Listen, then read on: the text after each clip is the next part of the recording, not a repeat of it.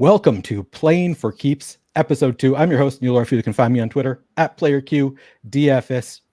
My guest today is somebody that you probably already know if you know me. I introduced him on Twitter as being a content creator whose analysis is so sharp that pros seek it out, and that is true. I also think that he does great content analysis for everybody. I think that Adam is maybe one of the best NBA DFS content creators of all time. Of course, also does MLB, other sports. I don't care as much about those. I love his NBA content in particular.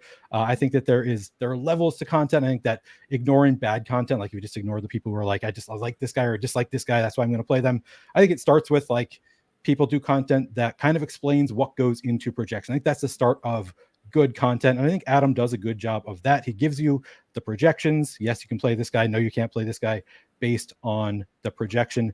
But then he also takes it another level that a lot of people don't get to, where he talks about, things where projections can be a little bit fragile. Things that what I always found really important is knowing like NBA rotations, that kind of stuff that maybe people who play a lot of DFS don't always have time to dig into.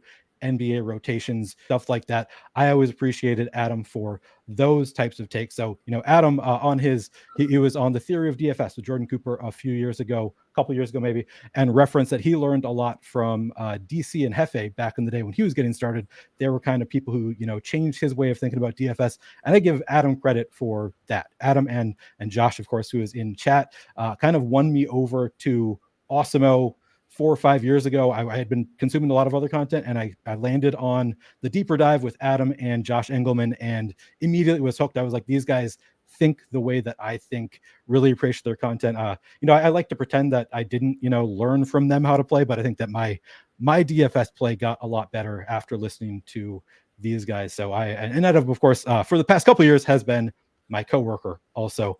So I've gotten to know Adam pretty well over the past couple of years. Not extremely well, but we've gotten to know each other better over the past couple of years. I'm really excited to have Adam on. Adam, how are you doing today? Appreciate the intro. You talked, I think, more than EMAC has ever even talked to open a show with me, but I appreciate it. No, it's nice to be on a show. Like I haven't done anything, I guess, in almost 2 months. So it feels weird. Like before the show, it had that feeling like, oh, I don't really remember how to do this. Like my mic wasn't working. I had to reset up like lighting and camera and stuff. So it was kind of weird, but it's nice to do a show. You also spent the entire night last night at a casino, didn't sleep at all the past couple of days, and apparently just completed a 24-hour fast. So you're just in prime condition right now. Yeah, it's been a day. I went and played poker last night, got back my DFS and betting losses, and then kind of realized mid-afternoon that I hadn't eaten in like 20 hours. I was like, oh, I'll just finish it out. So had dinner before the show. Good to go now. All right. Glad you are ready to go at this point. We do have a lot of comments already, some questions. Of course, we will start with the usual format. I'll just ask Adam, about his background. And then, of course, if you guys have questions, I'll be more on top of them later on in the show. We'll do kind of an audience questions portion. Of course, if you have questions relevant to anything that we're talking about, always happy to check those out and answer those questions as well. But do just want to start with a little bit of background. And of course, most people probably kind of know a lot of the stuff about you already, but favorite sports teams and or athletes and where you're from, that kind of background info. Start there. Where are you from? Where do you live now? Favorite sports teams or athletes? From the suburbs outside DC, live in Baltimore now. Favorite sports teams, Orioles, and then the DC teams, unfortunately. Commanders, Wizards, Caps are good sometimes. But so local teams, favorite athletes, Kevin Durant, John Wall, local guys, Durant from the area, Wall obviously playing for the Wizards. Could have been a Ravens fan and chose to go with the Commanders instead. Yeah, Ravens came when I was like 7. Same reason I'm an Orioles fan. Like if the Nats had been there when I was a kid, I'd be a Nats fan, but they weren't, sure. And the Ravens weren't. So I guess that makes sense. So you were loyal to the teams that you started out rooting for rather than switching over to the new teams as they came. Yeah, which at least for the Orioles now is fun. I don't know that it'll ever be fun for the Commanders, but for the Ravens, it's not bad. Like at least they're in a different conference than the Commanders, and their stadium is like a mile and a half from where I live. So I go to their games way more often than I go to Commanders games. Obviously, I root for them. The city's more fun. So it's nice, at least, it's not like an NFC East team that I have to sit here like, oh, they're really good and this really sucks because I have to not like them. It's easy to still root for them just not when they're playing Washington. True. All right. A little bit of background. What kind of background do you have in stats and or programming? Any of that kind of stuff that helps you out with your DFS? Do you have any like professional training in these aspects? So you've been teaching yourself. Tell me about your background a little bit. Professional training, no, I've never had a job outside of selling life insurance and bartending. So no, not there. But I do have an economics degree, so a little bit of background there. Obviously took stats classes as part of that degree. Took econometrics courses, which I actually really liked. That was like the one thing in undergrad where I was like, oh, I could actually see me doing this. Like I enjoy it. It's the one class that I still didn't go, but I actually would think about going. I wouldn't hate it when I was there. Did you read the books, like read the textbooks, even though you weren't going to class? Enough. I mean, I did really well in the class. Like I specifically remember going because it was one of those classes where like attendance didn't matter, but you would have like classwork assignments and in-class quizzes and stuff.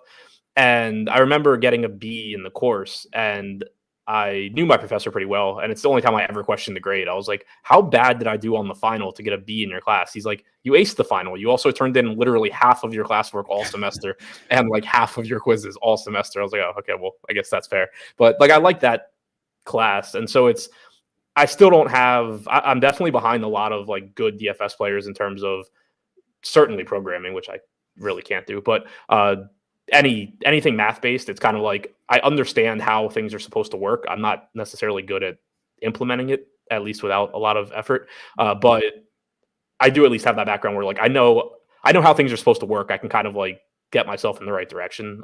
That's something that at least like intuitively makes sense to me.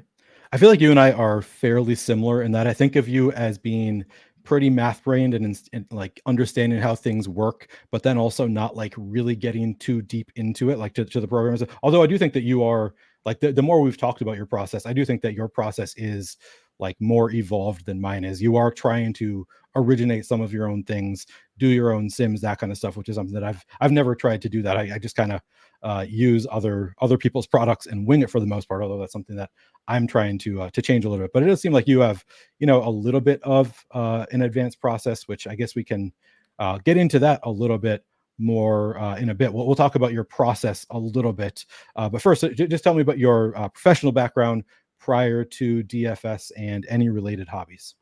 Didn't really have one. Bartended for several years after college, just kind of not really doing anything in my hometown. Stopped doing that. Sold life insurance, as I mentioned, for like maybe 2 months. Like I was good at it, but absolutely hated it. Like it's just not like I can go into somebody's house and like sound convincing. I mean, I think I do it on shows too. Like I'm good at sounding like I know what I'm talking about. Yeah. Even if I don't, but I hated it. Like just it was miserable. So that was when I finally decided like, screw it, I'll go to law school. I have nothing better to do. And so I did that, went for a semester, started to have more success with DFS. And then after a semester, my grades were fine. Like if I had a good second semester of 1L, I could have gotten the internships that I wanted, but I would have had to have a good second semester. And the school told me I could keep my scholarship, take a 1-year leave of absence, see how, DFS went. If I wanted to come back, I could. So I did that, never went back. And that was like 8 years ago.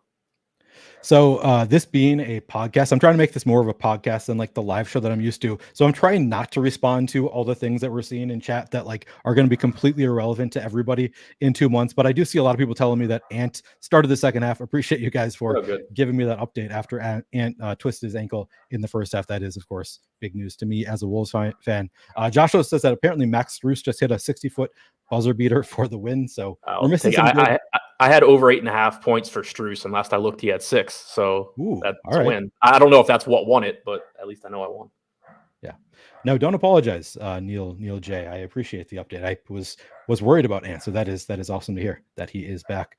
Yeah, so I think law school. So that's another thing that you and I have in common. The only law school that I visited outside of the U of M where I ended up going was Wash U, because one of my friends from undergrad, his parents are, I think one of them, maybe both, are professors at the undergrad at WashU. So I actually visited and stayed with them, and he came home, and like it was a good time. But checked out the WashU Law School. Very, Yeah, very I nice think law I school. told you Minnesota, I believe. So I had applied to law schools and then decided not to go. And then the second time, the next year when I did it, I'm pretty sure Minnesota, where you went, was my first acceptance.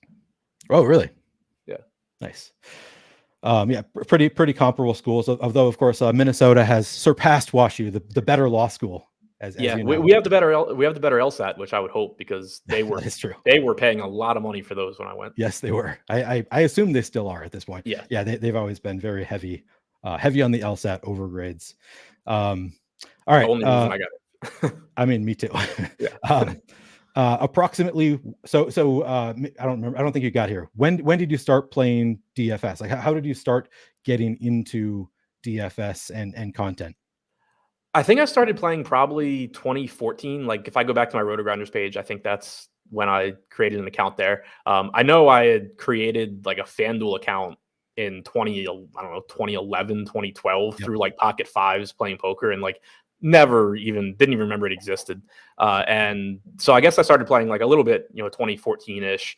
And it was more so, like, I think the way a lot of people start, especially if they're sports fans, like if you're getting into it as a sports fan, and like I had a poker background, I never was anything in poker, but I was getting into it pretty heavily, and I think getting pretty good right when Black Friday hit. So like I have the sort of, game theory probability background, and it was like, this is something I should be good at, between, sort of understanding games and knowing a lot about sports. And of course I wasn't very good at it, because that doesn't necessarily translate, but it was something, I would kind of play around with, and I stuck with it. I had some success here and there. I think I actually won, if I remember right, my first baseball tournament on DraftKings for like $2,000 or something, which, was significant money to me at the time. Yeah. And so it was one of those where it was like, I've had some success. I had that feeling from winning, and I kind of stuck with it. And then in law school, I guess I started taking it a little bit more seriously, which, thinking about how I approached it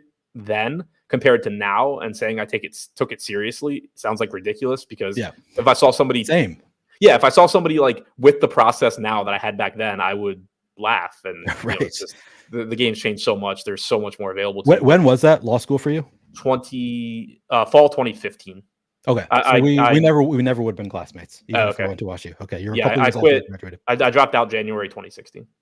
Okay, a couple more ways that you are pretty similar to me. I got it, like, not a huge surprise. I was also into poker for a while, but like really casually, and I don't think I would say that I ever got good. Like, I would go on winning streaks and think that I was getting good at poker, but never actually was. Like, I would win for a night and then lose it all, start drinking, lose it all, that kind of thing. But also the DFS. It's funny you say that you started on FanDuel back in like 2011. Maybe they just like put in fake entries for us, because I have no recollection of playing FanDuel in 2011. I remember starting to play in like 2013, but I have entries. I have at least one entry in my Roto Tracker from 2011. So allegedly I played FanDuel back then. I think what it was, at least how mine got created, was like Pocket Fives, the poker forum that was run by like Cal and the Rotogrinders people, just had some sort of like promo or giveaway or something if you just entered a FanDuel lineup. And so I think I did that and then forgot it even existed. I've never thought about this, but now I'm suddenly wondering how many people that I like now know through DFS are the people that I was playing against Full Tilt Poker back in the day. Like, I'm sure it was a lot of the same people, and I've just never thought about that. That's actually one of the coolest things for me, is there are a few like pro poker guys that I remember watching their videos on Card Runners or whatever trading sites it may have been, that like now will DM me about DFS or like text me about DFS, and it's like, okay, this is kind of cool. I don't remember the name, sadly, so I couldn't tell you. Like, if one of them, the people that I knew the names really well back then, messaged me, I would not know who they were, unfortunately. So can't figure it out if they are the same people. I had another thought, but I forgot what it was, so I'll continue on. So you were kind of a winning player like pretty quickly. Like, it sounds like you won 4 figures at least like your first year, which sounds like not a lot, but like to me that was huge money back then too. Like, I would have been stoked to win $2,000.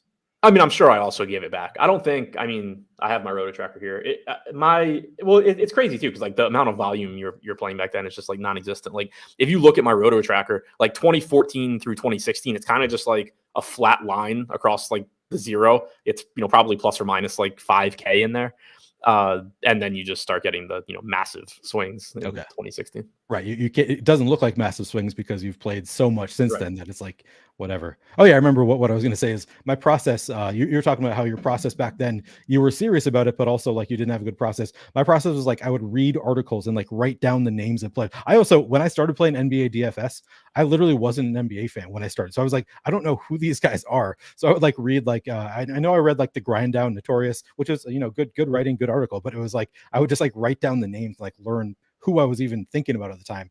Definitely not like thinking about, I mean, I think I was thinking about ownership, but it was definitely not an advanced process. I didn't have access to projections, anything like that. Yeah, same. So I still remember because sometimes I would do it during class, which is probably why my grades were mediocre. But I can still remember my process was basically, and like looking back, it's with the knowledge I had then, I think I came up with like a pretty good intuitive process, but it just would be so behind the times now. But basically, I wasn't using projections either. I don't know if Fantasy Cruncher even existed yet. If it did, I wasn't using it. But I would basically go through and write what essentially I thought like the best lineup you could play was.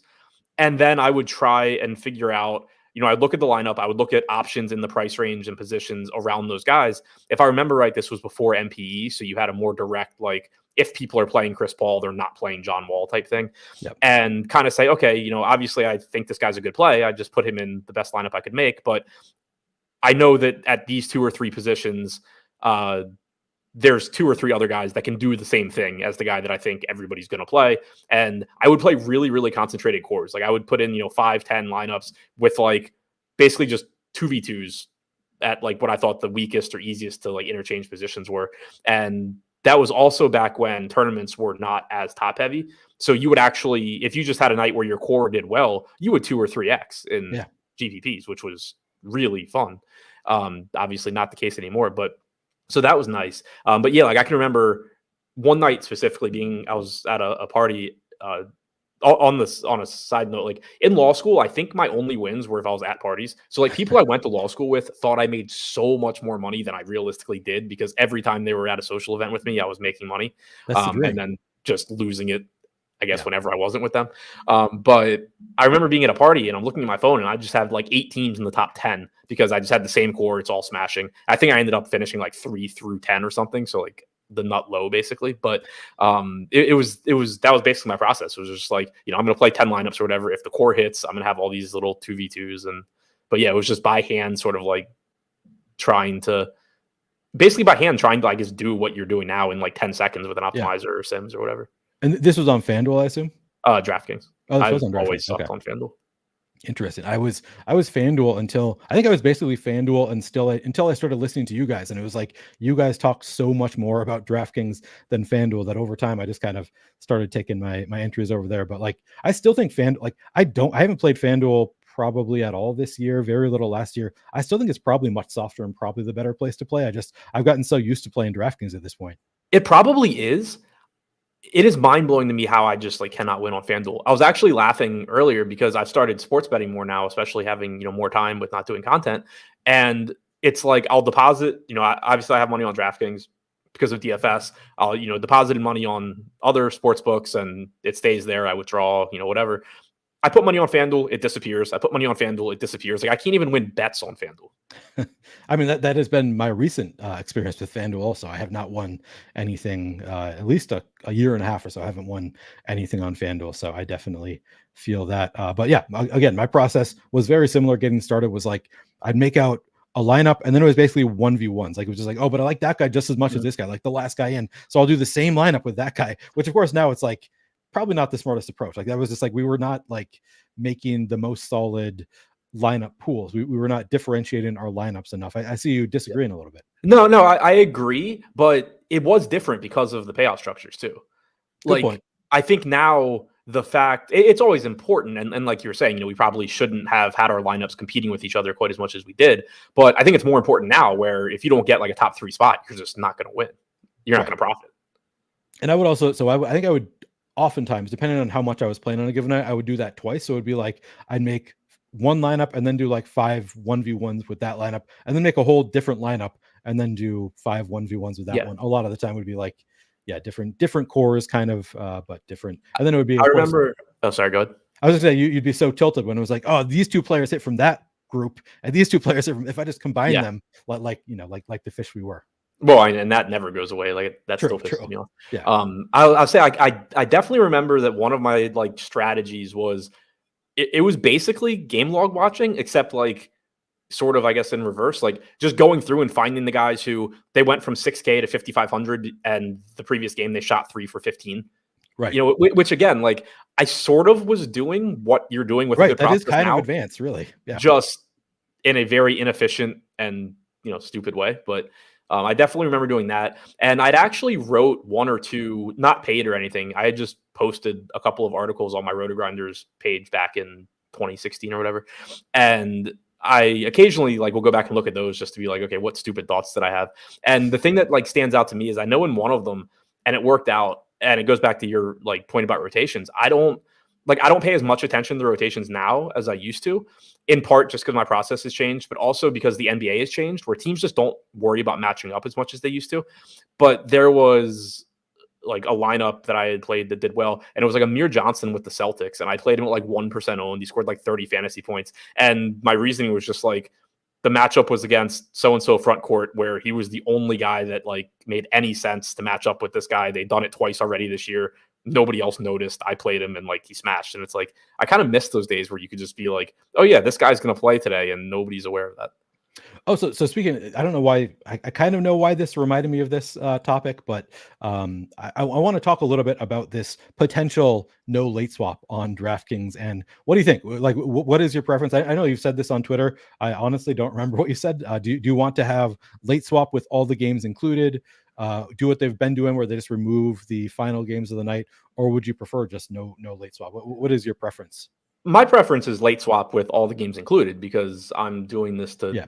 make as much money as I can. And like, yeah, it's a pain in the ass. Like, I don't enjoy sitting at my computer until 10 o'clock, but for one, it's not the worst thing I could be doing. Like during the summer when I have nothing to do after lock during baseball season, it's a lot harder for me to just not be at the bar 4 nights a week, going out or whatever.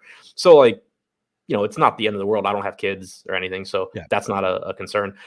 So for me, it's, obviously I would just prefer what's going to maximize my potential money. I will say that when DraftKings got rid of late swap a few years ago, I was very against it. I thought I was going to absolutely hate it.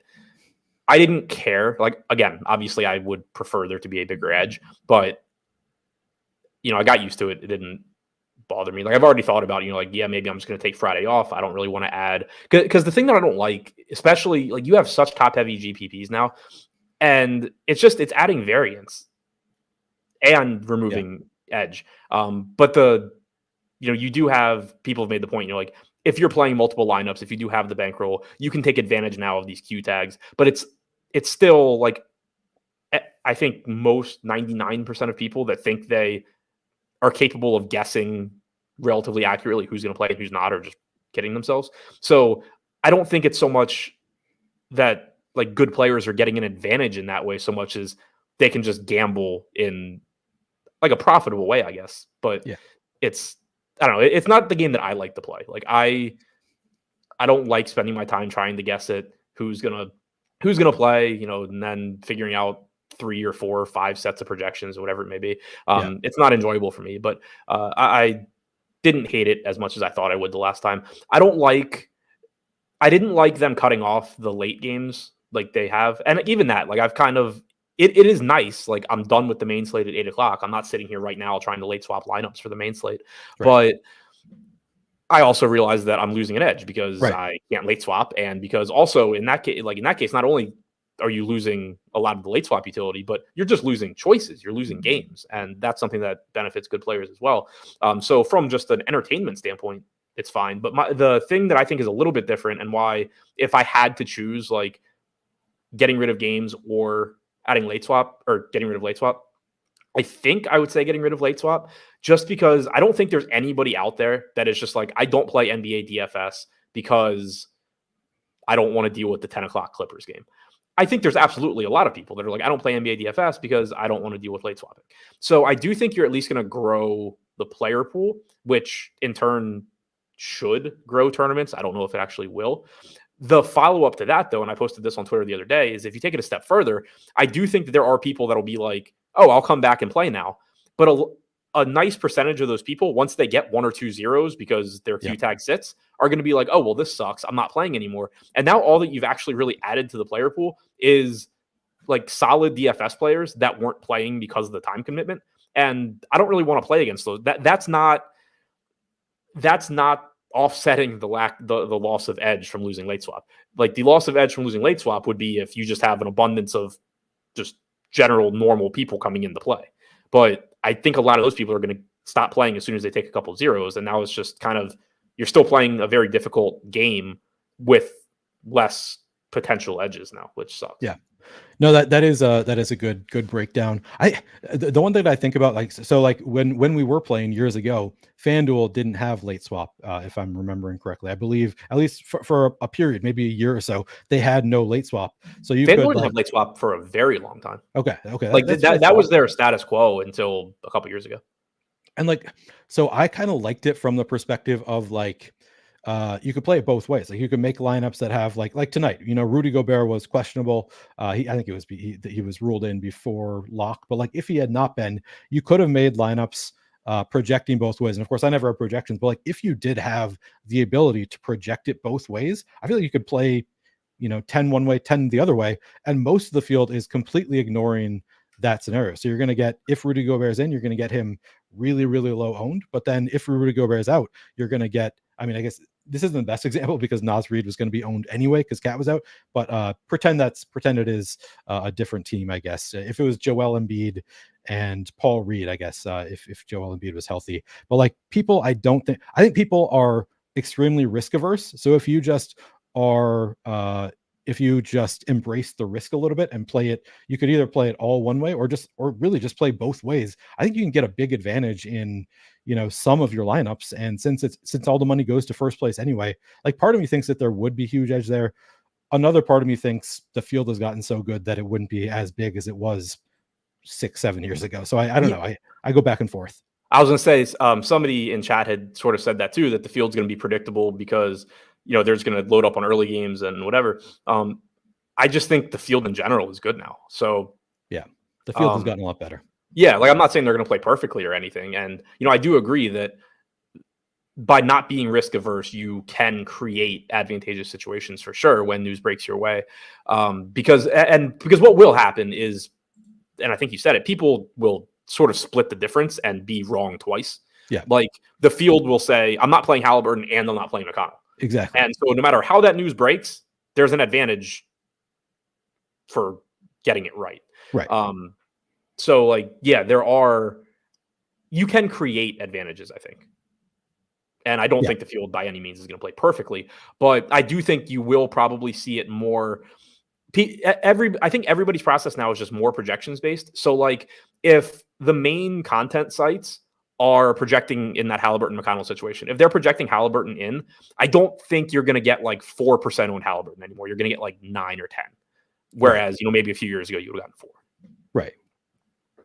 But so we're going to go kind of out of order. I guess I don't really have an order anymore, but how do you think this affects the Sims? Like I was thinking about this, like if late swap goes away, like it obviously takes away a lot of the functionality that has now been built into all the Sims products across the industry, but also like, are they going to have to build out 2 different sets of Sims now to like, if late swap does go away, are they going to have to, for every questionable player, be like, all right, you have to like, here's the field if you assume this player is out? I don't know. It feels like it would be, I feel like it's an advantage to people who are, it takes away some of the advantage of simming because the field that that gives you assumes one specific thing, and then you're not going to be able to late swap kind of. So I kind of wonder if it like, if you're good at DFS and not using Sims, I feel like it's going to be to your advantage if late swap goes away. Do you think that's true? I think that makes sense. And that's sort of another thought I had from my personal standpoint and, just caring about myself. I have a process that I like using, just catered to the way the game is right now. Right. I don't really in March want to just start a new NBA process of trying to figure out what I'm doing for the next 2 months. I don't really want to do that. And, like I'm having a good NBA season. I don't want to change anything. So yeah, I think that at the very least, it's going to be a pain in the ass and you're going to have to figure out how to do it. It's probably going to be somewhat time consuming. And, at worst or best, depending on which side of it you're on, yeah, if you're somebody that has a completely different process, then you could possibly have an easier time. Yeah, I feel like this is worst for the people with the most advanced processes where it's like, man, I put in all of this work to like create this whole system that involves late swap and being able, like the optionality, having a plan for how things change. And now it's like, you just take this away. Like if you take this away mid-season like that, it sucks for people who have very advanced processes, I would think. Yeah. And yeah, like I said, I kind of was thinking about it in my own terms, but like, I also know people who have more advanced or better processes than me.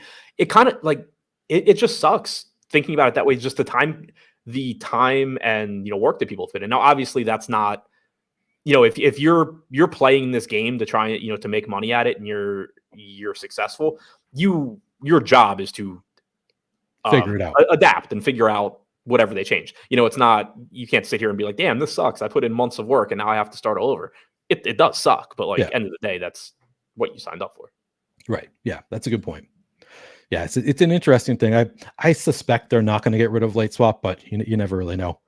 I assume that you think NBA is the sport where you have the biggest edge. Do you disagree with that? Or are there other sports where you think it's close? No, I mean, NBA is hard. Interesting. I should have the biggest edge at baseball, but I don't think I do. I would guess that it's still NFL just because that's where the most casual players are. True. Like, it's certainly not the sport that I know the most about. That would be baseball, followed by basketball. Like, baseball, I know the ins and outs of baseball. Like, it's really my sport.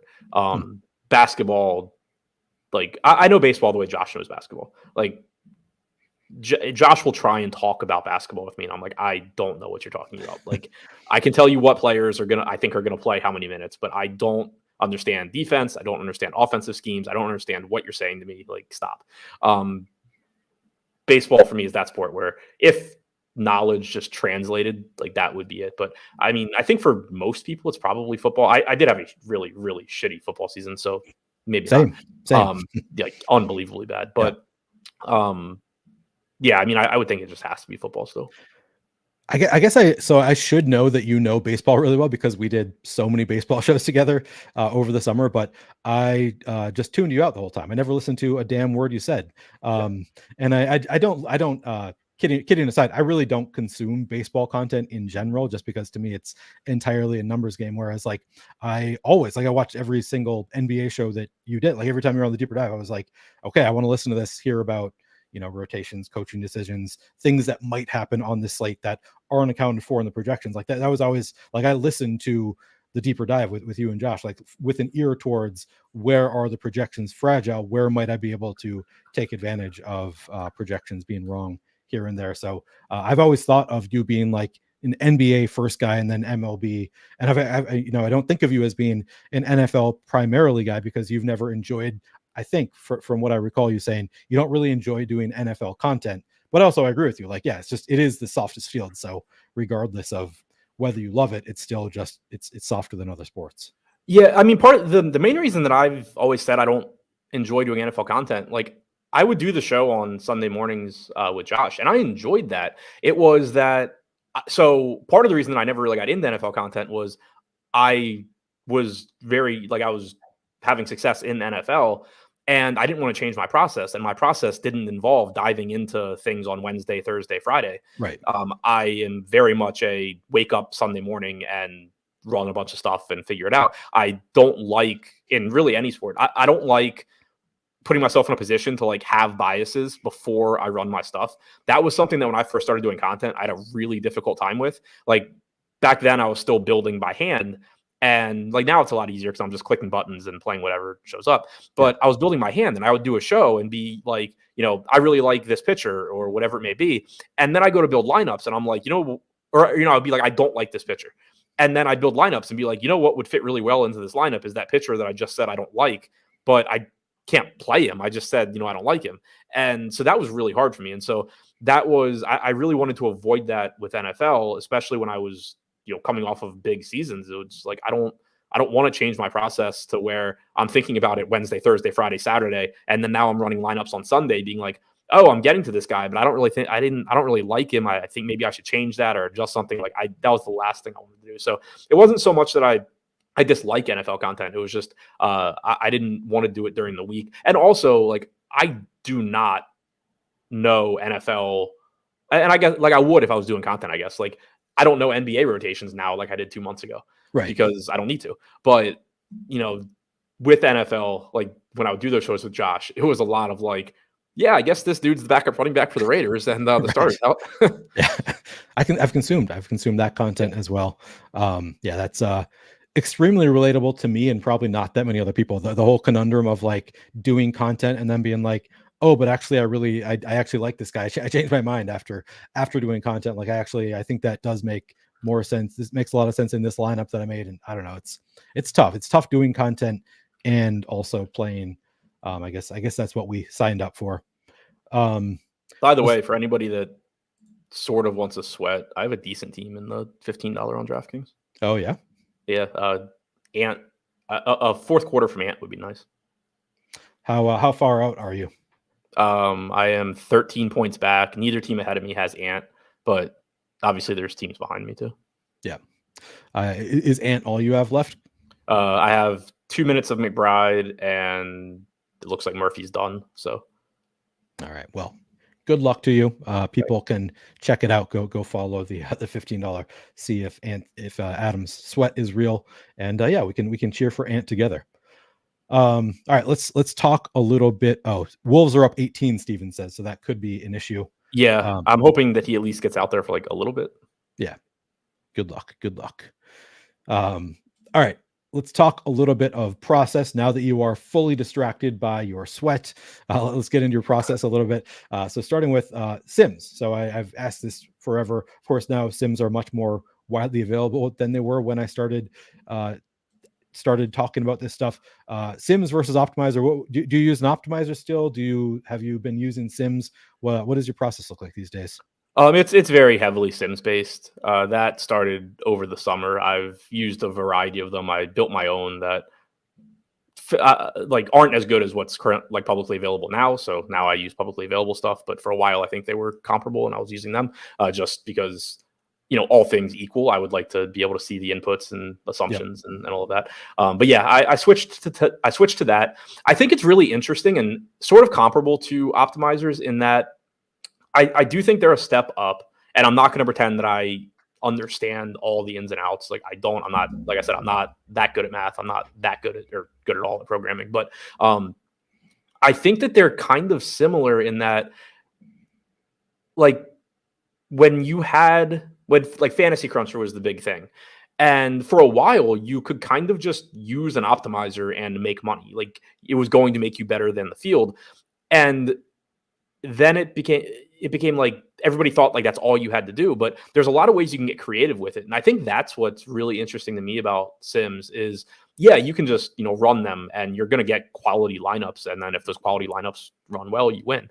So like if you're somebody that like doesn't have a good NBA process and then you start using Sims, you're going to be better basically just like by default, which, is good for people. It sucks for for playing. But again, it goes back to games are going to get harder. And if you're trying to make money at this, you have to find ways to adapt. But I think that the Sims are really interesting to me because while I'm not good enough at math or programming to like build my own stuff, I am pretty good, I think, kind of going back to just understanding intuitively what I want to do and how things should work. I'm pretty good at like kind of sensing out where maybe things are, I don't know if flawed's the right word, but like not necessarily doing exactly what people think they are, and like finding ways to change it around. And I remember it was something with Fantasy Cruncher, like back when I was first sort of starting to MME back in, I guess it was probably 2019.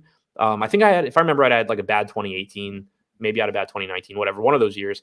And they're like in my DFS, like sort of progression, it's like every probably 2 years, I like hit a wall where it's like the field adjusts or I need to get better or whatever. And I'll have like a bad year and, then figure it out.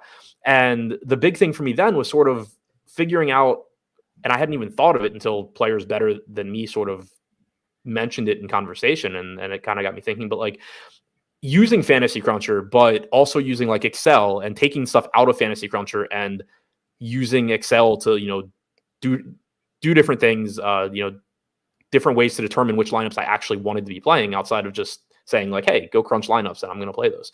And so that's sort of the interesting thing for me with Sims now is, you can kind of do the same thing. You can just run them and play those lineups, but you can export lineups. You can take all the data from those lineups and do whatever you want with them and use whatever you simmed as like another metric. You don't have to necessarily just play those lineups 1 through 50, even though like obviously you can. But so that's the thing for me is kind of trying to think about, like, okay, I know people are using these more. How can I use these to get better and still be different than the field? Like, how can I potentially create an advantage for myself using tools that I know a lot of other people are using? So that's kind of just always like a fun challenge for me. And it's just like different ways. Like I hadn't even thought about this until, I don't know if I read a tweet or read something somewhere recently where if you wanted to, and I it's not something that I've done, but like, let's say you're playing the I guess use case that I thought of was like, let's say you're somebody that's going to go play one NFL lineup. You could, take your field and then you could just like make it sim a bunch of 2-1 stacks and then a bunch of 2-2 stacks and 1-1 stacks, whatever. And then you can see like which stacks are as a whole doing the best against the field. And that answers your question of like, what kind of stack do I want to use on this slate? And then you can go back and actually figure out what, 2-1 stack you actually want to use. Like there's so many ways I think you can use it outside of just the immediate way that everybody's using it. Yeah, absolutely. And that is something that I've been like, I feel like I've hit a wall. Like, I mean, I hit a wall a year and a half ago, and I have not adjusted, in part because I was always doing content. Like I've always been on live before locks and stuff. And it was just like, it's not really worth my time because I'm not going to be able to do anything advanced while I'm on a live before lock. I don't know. So I have been slow to adjust, to be honest. And something that I've been thinking a lot more about this year is just like, okay, I do need to adjust my process. And it's something that like, I knew, like, I've been told that, 2.5 years ago. I remember having a conversation with Brian Hooper. He was like, yeah, I think people with your process, that's not going to work. Like soon you're going to need to adjust. And I was like, I know that this is true, but also like it was working for me. And it was like, after a few months, it's like, well, do I really want to switch things now? This worked so well for me for a few years. Like, do I really want to switch things?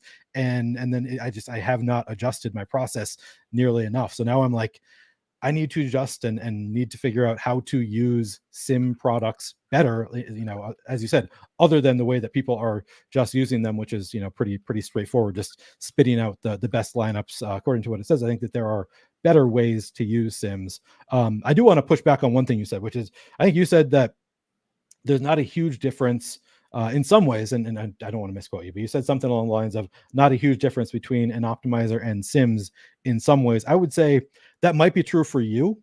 I don't think that's true for most people, because for most people, if you don't really know how to use an optimizer, you're just going to make shitty lineups. They're going to probably project well, but they're not going to be good lineups that have a real shot at winning. Whereas a sim, it's going to give you like actually good lineups. Like the top expected ROI lineups are going to be good lineups. And then you can, disagree about like how you want to use those lineups, which ones you want to use. But like you have the starting place of good lineups are given to you from sims, whereas in an optimizer, you need to know how to make good lineups. Yeah, completely agree with that. I think that sort of I think they're similar in the sense that like, well, one, they just make everybody immediately better than they were. Like, yeah, when optimizers came out, it made you way better than, you just had to use them and you were going to be better than what people were doing previously. Now, obviously, the field's surpassed that, and if you're just plugging in things to an optimizer, you're going to suck. But yeah, no, it's definitely like you said, it is. I mean, I think it was the big concern when everybody started releasing sims was like, okay, how quickly are we going to kill this game? Because when you can just do nothing and have a completely quality lineup that factors in a variety of things, that is just different than, hey, here are some projections, figure out how to use them. I feel like I've noticed just in screenshots, and I've just started playing NBA DFS again. I took tonight off, but in general, I've been playing NBA DFS again recently. I feel like I've seen a ton of dupes winning, which is not something like, even on like I'm not talking about last night, a 4-game slate with a two-way dupe. Like, I'm not really concerned about that, but like 8-game slates that still have like major dupe trains. And I'm like, I don't feel like this was a thing in the past. Am I misremembering? Or do you think that that's just a result of a lot of people are using the same sims or similar sims, and they're spitting out similar lineups at the top, and you end up with a lot of people ending on the same lineups? Do you think that has been a change? Okay. I think that is probably happening a little bit more because of sims. We've also had a lot of really stupid NBA slates where the Grizzlies are sitting their entire team every day. There's just been a few teams that are constantly hurt and have been really shorthanded. Memphis, being the primary one that comes to mind. But we've just had a lot of slates where it's just like, okay, there's really nothing you can do about this. You are going to play a bunch of these guys, and that's going to leave you paying up for these guys, and it is what it is. Yeah, interesting. Because that's something that I've been like, if we do start seeing that like every night the winning lineups are like, most nights the winning lineups are dupes, to me that's like the edge is probably gone from NBA DFS at that point, because nobody's having those spike $100,000 wins. You're just having like, okay, you're winning, a lot less money on the nights when you win. And if you're not winning the 100,000, like for 150 maxes, I guess, if you're not winning the 100,000 on the nights you win, it's really tough to maintain as a 150 maxer. Yeah, absolutely. And like, obviously the extreme there would be if the pendulum fully swings and like everybody's just playing the same stuff, then there's more of a benefit to being contrarian. And when, that busts, but like, I don't think we're anywhere close to like that point. Okay. I do think that like the most difficult thing, like imminently going forward, is going to be just adjusting ownership projections to keep up with sims. I think you're already seeing it where a lot of, regardless of, what site you use, their ownership projections kind of are, they're better than nothing, I guess, but like they're not very good anymore. And I think a lot of it is just that sims have completely changed the way people are playing on a large enough scale that especially we're seeing it. I know we saw it a lot during NFL with chalk, where chalk plays were just 60% owned instead of like 38, and like they were projected. And I think a lot of it is one of the big things that has really stood out when you do play around with sims. And I've found it interesting because it goes back to something that I've talked about a lot on shows in the past, where people always focus on like individual player ownership, but a lot of it, all of it, is your lineup ownerships. And like, if you have a 50% owned guy, Kyle Anderson is the perfect example, since I know he just got hurt. But like, if he's 50% owned and you don't have him, that's not all you need to do to be different, but right. You're different right there. So like, you can still have quote unquote chalky guys, but you don't need to go as far off the board as I think people were going in previous years. And then now that you're using sims more and more, that's just being like reinforced to people, like, oh, I can play these really good plays, and right. This is actually a good lineup. Cool. Yeah, it is funny. Like I feel the same way. Like I feel like people are, what the sims have done is lead people to playing chalkier lineups. Like I think people were trying too hard to get away from the chalk, when the chalk is like, they just project really well. Like there's a reason that they are the chalk, which I know we've talked about this a million times. Like the chalk is the chalk for a reason. They're going to be good. But I think that people, you do want to get contrarian in spots, but I think people maybe overdid it a little bit.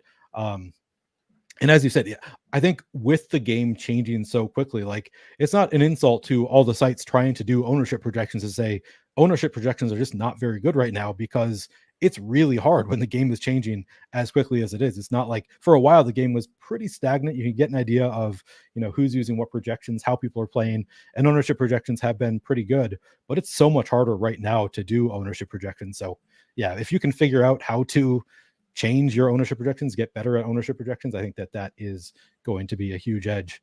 One other thing that when sims first came out, I sort of thought maybe I will, I guess when I started seeing all the dupes that resulted from the sims, I kind of thought, all right, well, that's awesome. That's fewer lineups that you have to beat. The more people are duping, the fewer lineups you have to beat in the contest, because that's taking away five spots with one lineup. So I was like, that's awesome.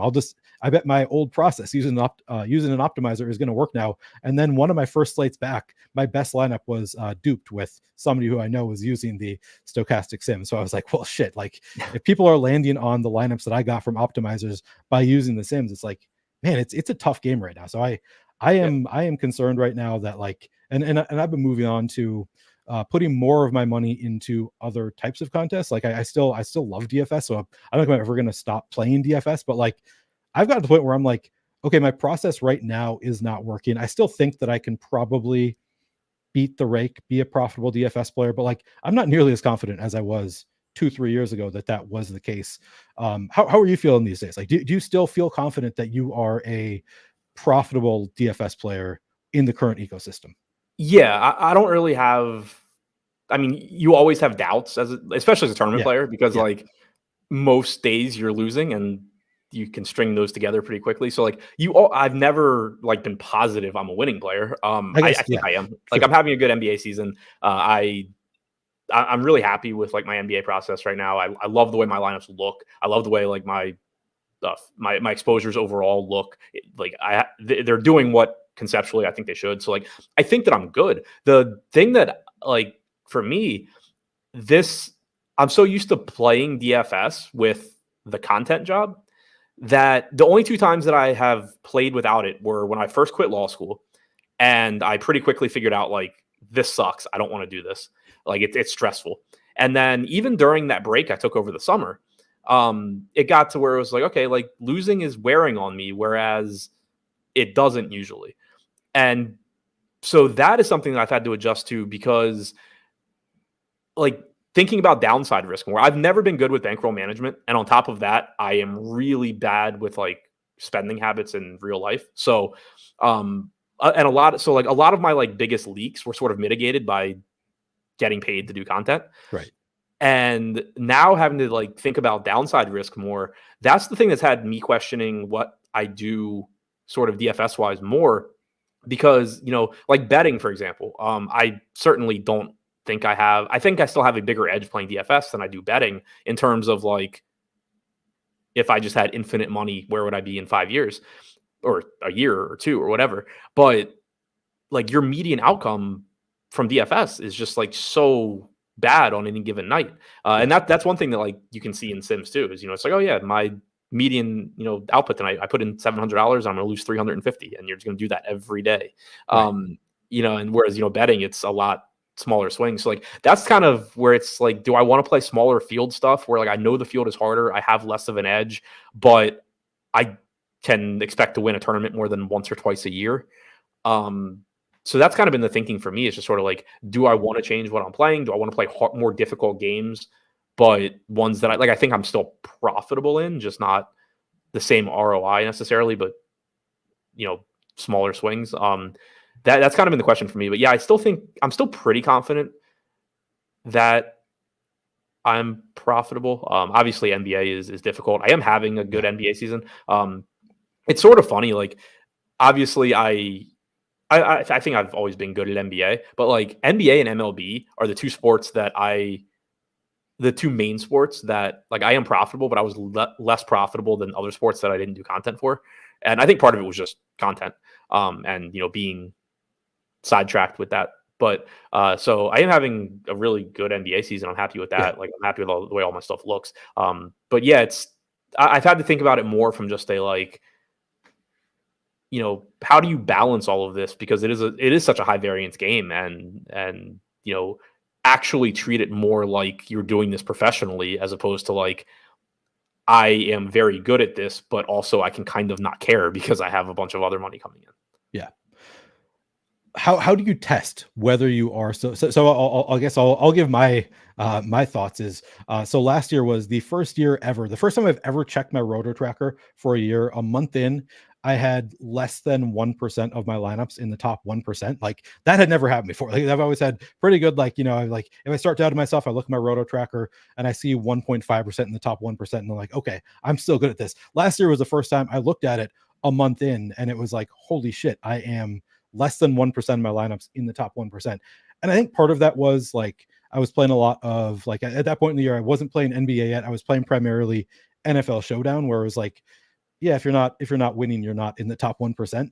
But that was this year, the second year in a row. I looked at it just a week or so ago, and I had like right at 1% in the top 1%. So I'm like, okay, I definitely, and I think that was, again, mostly NFL Showdown, a little bit of NBA in there. Also, I haven't played a ton of DFS this year, so it's a pretty small sample size, but it's like to me, that is the number one thing that I'm monitoring for. Like, do I need to change things? Am I a profitable DFS player? And right now I'm like, I definitely need to change things. And then we'll take from there. What do you check to see if you are currently good at like playing well in DFS? Yeah, I like the top 1%, 5%, 10%. Obviously, and also sort of, looking at that curve, because like, I don't necessarily think like, if I'm putting a bunch of teams in the top 1% and then the rest of my curve is, sort of like this, and it's like I'm in the 50th percentile or the first, I'm probably just running really hot on my good lineups. But, seeing things, basically go the way that they should on those graphs is nice. I'll check sim ROIs on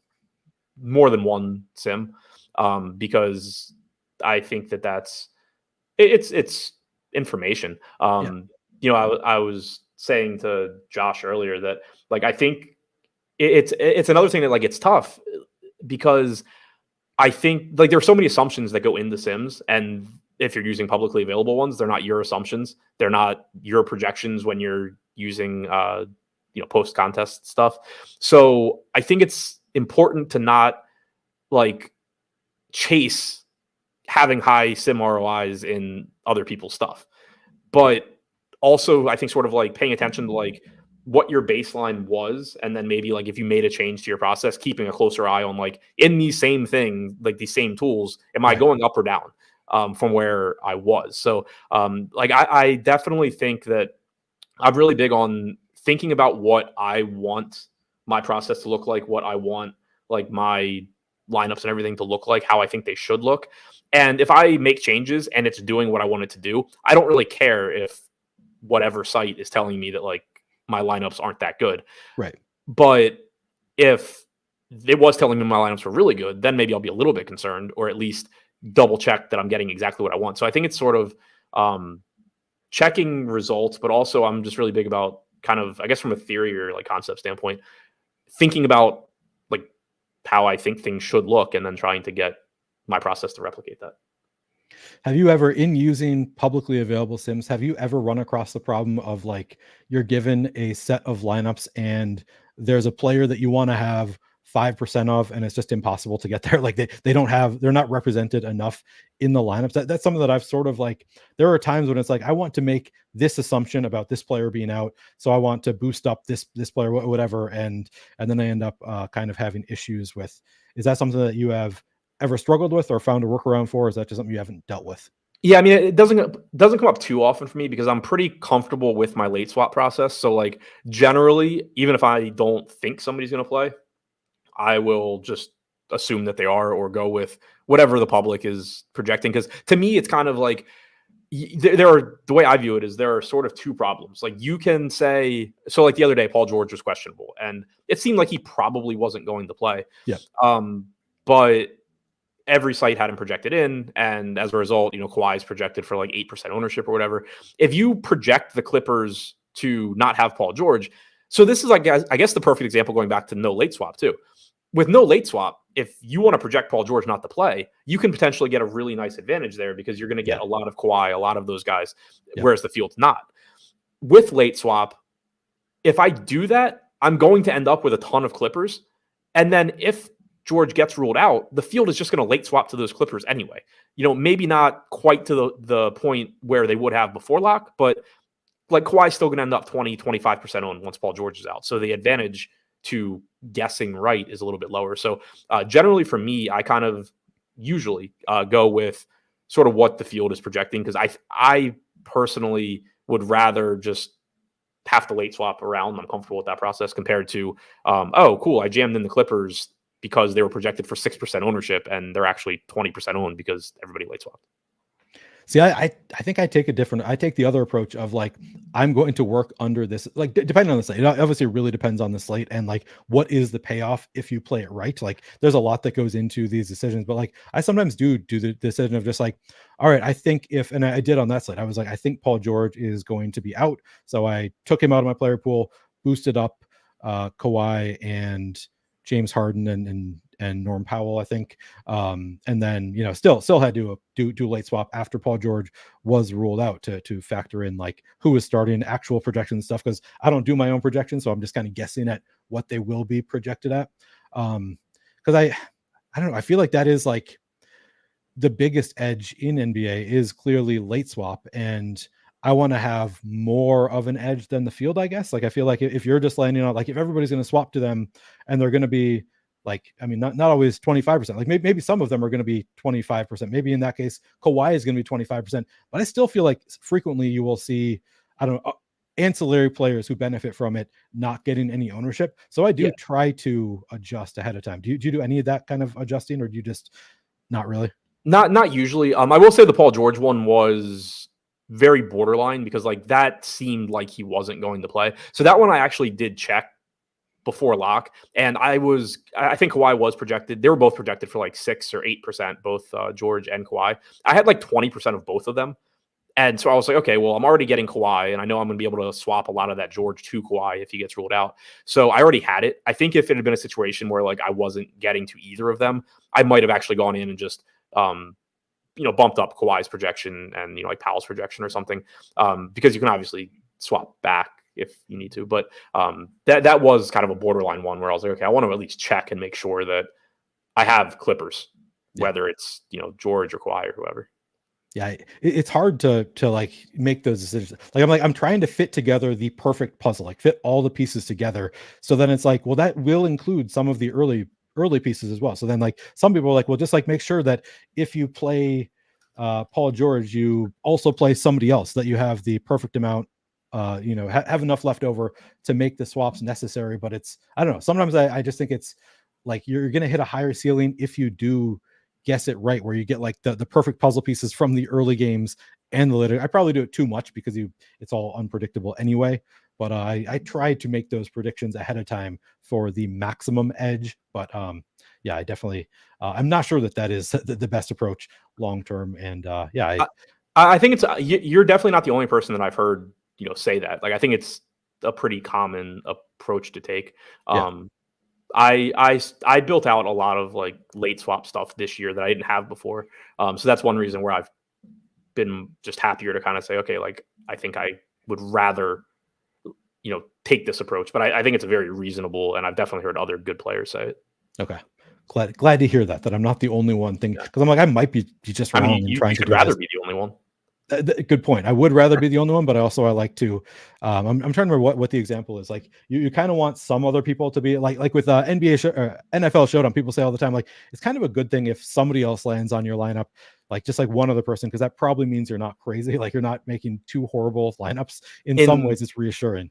In sports that I'm not confident in, Showdown's a perfect example. I've never considered myself very good at Showdown. I've started playing NBA Showdown a little bit lately, and maybe have kind of figured some stuff out, but like I didn't even really play NFL Showdown this year. I don't think I'm good at it. It's something that I never had really wanted to put the time into being good at either. But when I do play, like if I'm duped like 3 times and it's with, 2 guys that I know are really good, I'm like, oh, cool, I made a good lineup. And in some ways, it's just like it feels better than when I'm just looking at a lineup being like, this lineup might be absolutely terrible, and that's why nobody else played it.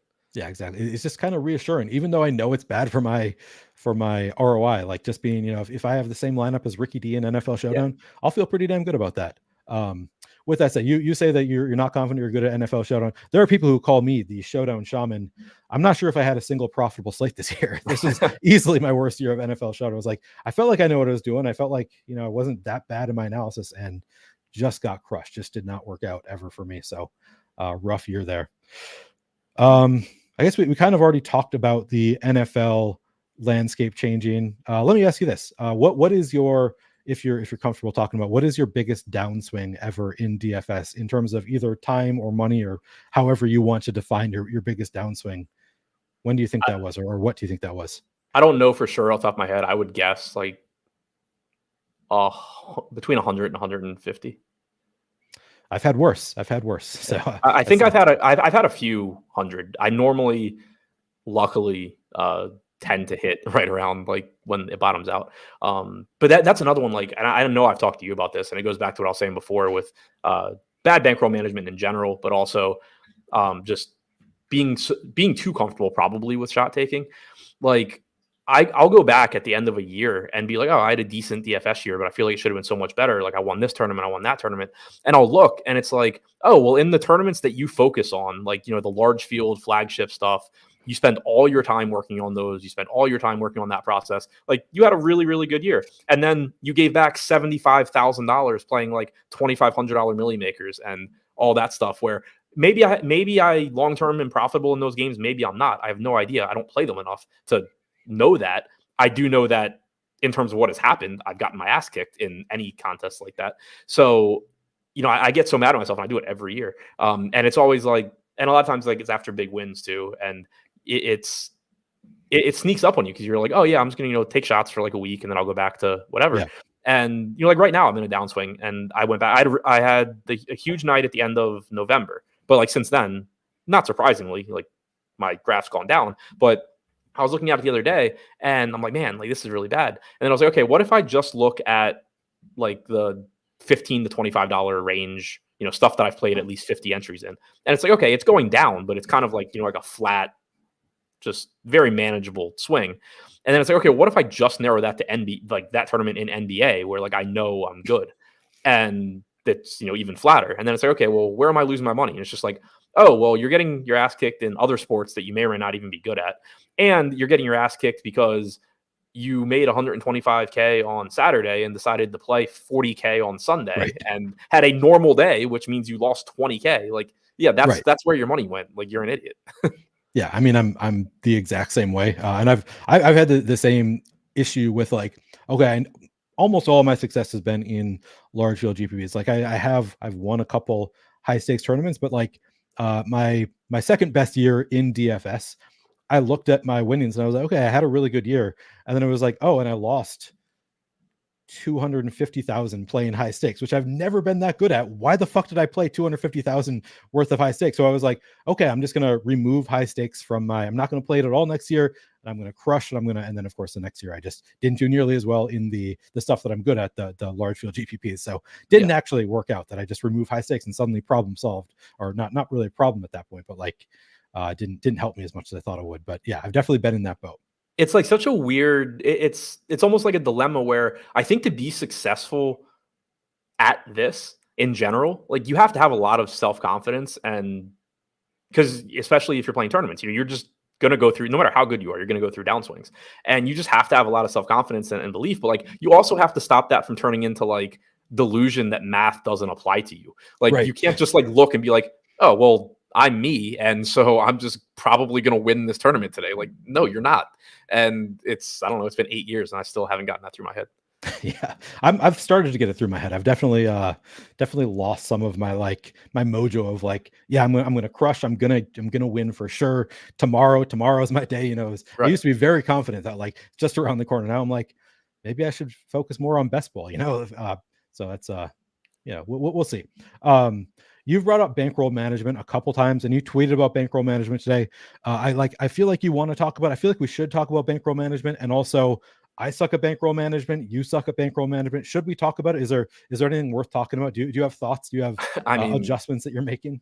I don't have anything intelligent to say. I think I've made it clear that I suck at it. But yeah, I mean, I think in general, it's something that doesn't get talked about enough.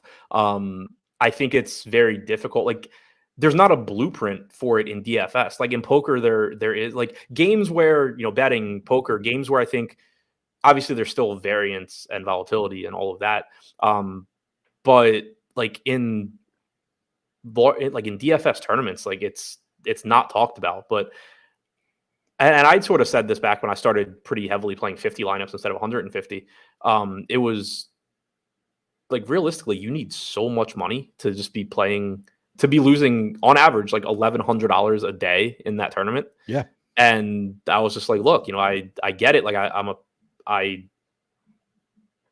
if I had infinite money, I should be playing 150 lineups, but like, I'm still getting 50 good lineups in there, and I can cut these 100K plus downswings into like 30K. If I were to cut out the high stakes shit too.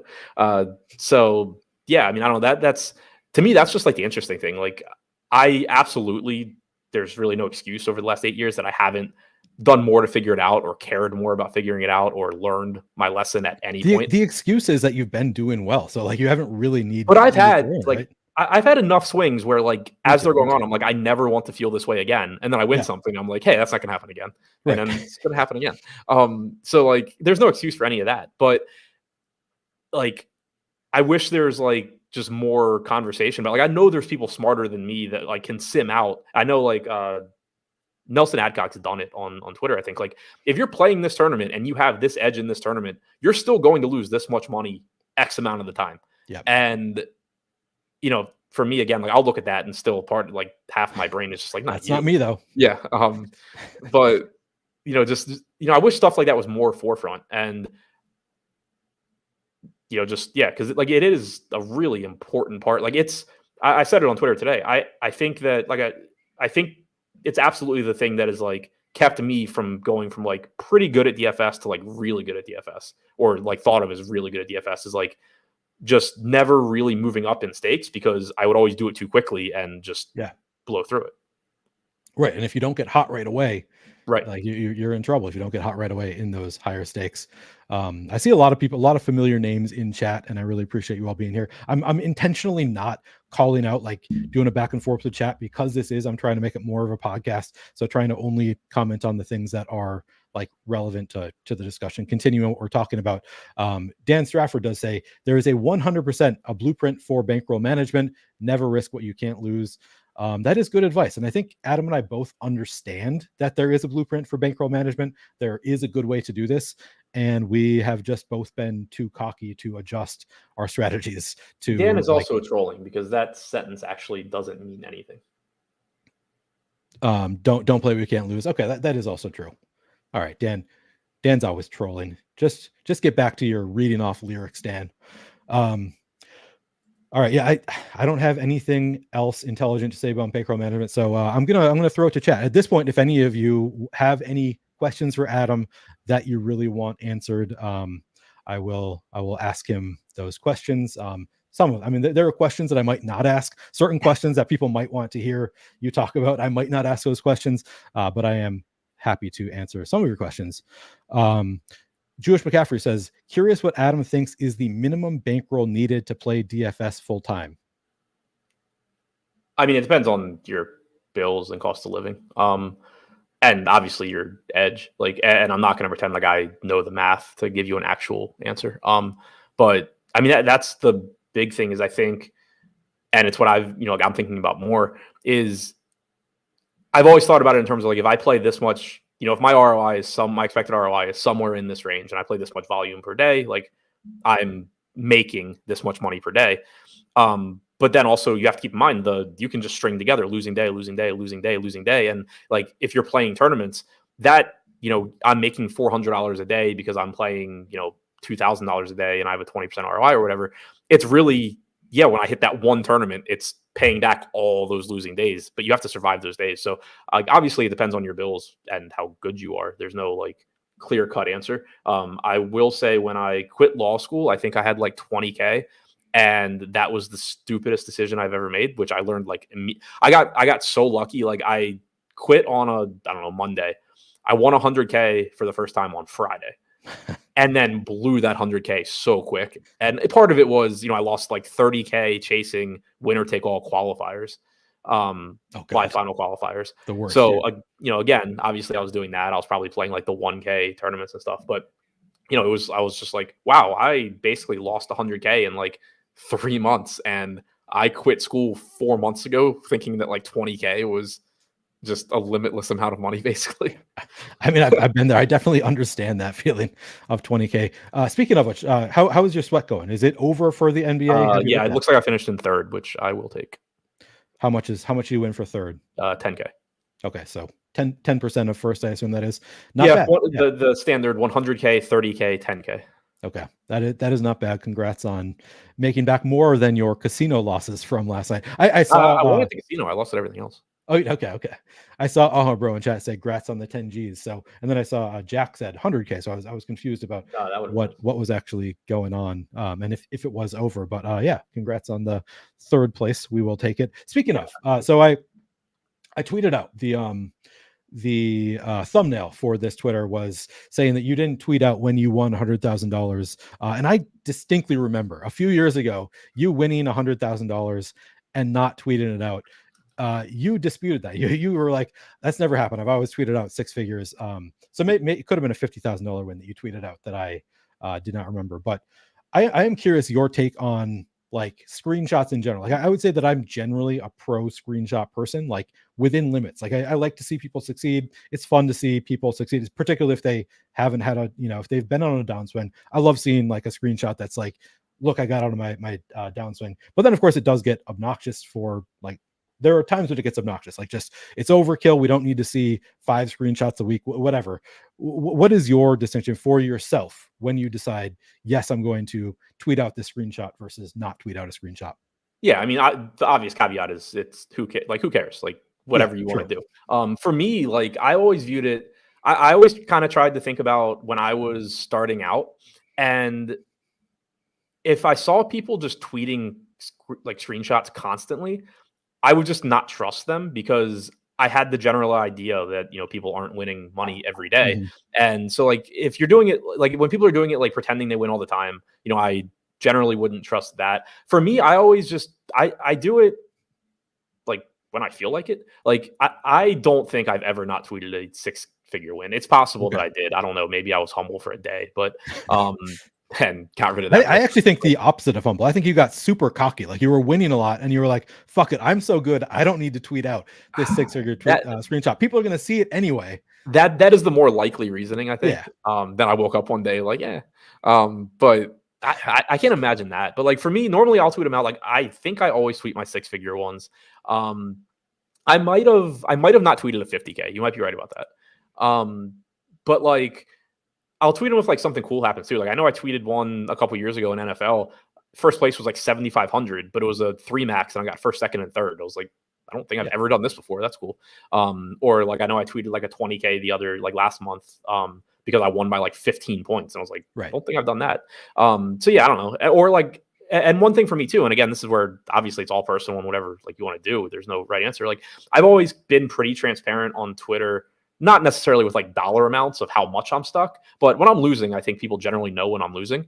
So I'm not going to then be like, yes, I won this tournament for 5K. Like, look at me when I just told everybody I'm down 80K in the last 2 months. So, that's always been a thing for me. But also at the same time, like if I'm really going through it and like I've been transparent about that, it'll feel good to win 20K. Like, yeah, I'm not unstuck, but like, holy shit, I won something. Like this feels good. Like I can breathe kind of thing. So, for me, it's always kind of been more about like a personal feel. Like I've always tried to kind of be relatively transparent on Twitter, whether I'm winning, losing, whatever it may be. So it's kind of always been that, but just, I don't know. I feel like you're big on authenticity. Like you are very much yourself. You're an authentic person.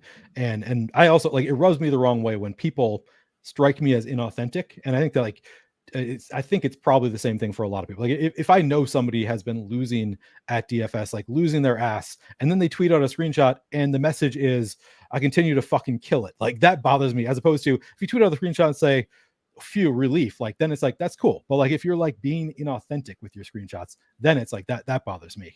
Yeah, I'm the same way. And you were saying it too, and it's something I kind of actually. I don't know if I've ever been on like enough of a hot streak that I've actually had to be cognizant of it, but like it can get really, really, really, I find it sometimes really difficult mentally because like you follow, so many people in this industry, you follow them all on Twitter. Somebody is winning something most nights that you follow. And so you get on Twitter and it's like, oh, I won 100K, I won 50K. And I'm sitting here like, cool, I fucking lost again. Like this sucks. So I try and be like cognizant of that too. I know like FJ Bourne one time had like a massive NFL day and tweeted out his NFL season where he went, I don't remember the exact numbers, but I think he might've been stuck like 300K. And then he does this a lot. Even. Yeah, he got like back to even. And like, it made me feel, cause I was going through a pretty big swing at the time too. And it made me feel good because like, you're obviously not paying attention to like which of these people are winning, which are losing. So when I see him win, I'm just like, oh, cool. This guy won another 300K. All he does is win, because I had no idea that he's down 300K in the last 2 months. So to me, like that's something that that's why I kind of always try and, whether I'm showing graphs or not, at least like be relatively like authentic or transparent on Twitter with that too, is if I'm going to be putting out, oh, I won 100K today. Oh, I won 30, whatever, whatever it may be. I don't want it to come off as like, oh yeah, this is all I do, because it's just complete bullshit. Yeah, that's fair. Sack asked, will you be joining Neil in the Best Ball Streets this summer? Will you be doing, I assume you've played Best Ball for the past, I feel like at least as long as I have, the past 3 or 4 years. Yeah, I play. Playing a lot. I doubt I'll do content, but I'll play. Maybe you'll join me for a draft or two. Yeah. I'm sure I'll do that. Cool. That would be fun. Yeah, and Sports Wiz in chat said too, ultimately your ego is why you're posting. Yeah, without a doubt. That kind of goes back to what I was saying. Like, ultimately, if I post a screenshot, it's because I want to. Like, it's hard. It's tough mentally to play tournaments and lose every day. Like, it feels good to win. And knowing that I have a following on Twitter, whether they actually care if I'm winning or not, probably not. But like, knowing I have a following, it's like, yeah, it feels good to be like, hey, I actually won something today. It's also worth mentioning, like, if you are doing content, like, you're pretty incentivized to post those screenshots. Oh, yeah. So like, I kind of get it. Like, if somebody like, yeah, you post it for credibility, because people like you gain followers when you post a big screenshot. If you're working for a site, your site gains potential subscribers as a result. So like, there is different incentive if you are doing content that maybe you don't have to consider if you're not a content creator.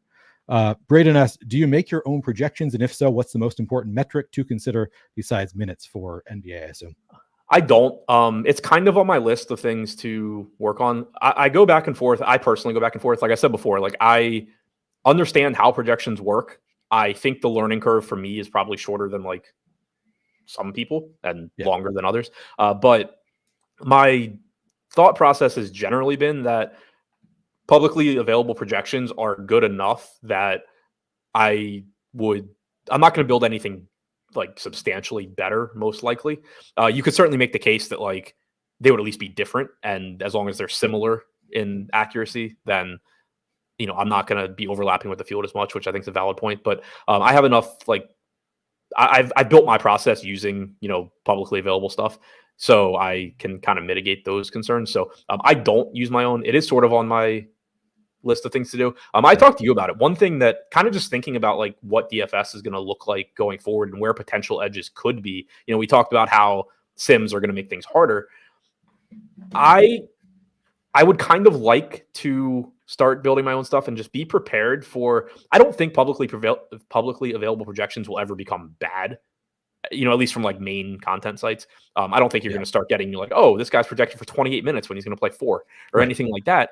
But as the emphasis like shifts to betting and shifts to other stuff, and I do think I've said this before, that I think ultimately once it becomes legal in more states, you're going to start seeing like peer-to-peer betting games that are sort of in the same format or a similar format as DFS, kind of like Pick Six from DraftKings. Like, I think that's kind of the future. And as stuff like that becomes bigger, DFS probably does become a little bit de-emphasized, to where I still think it's going to be good projections. Like, these models are already built and all of that, but like maybe instead of A projections, you're getting like B+ projections. And then it's like, okay, if I can still make A level projections, now I actually have an edge in projections that I don't think you can really get right now, or at least I can't get.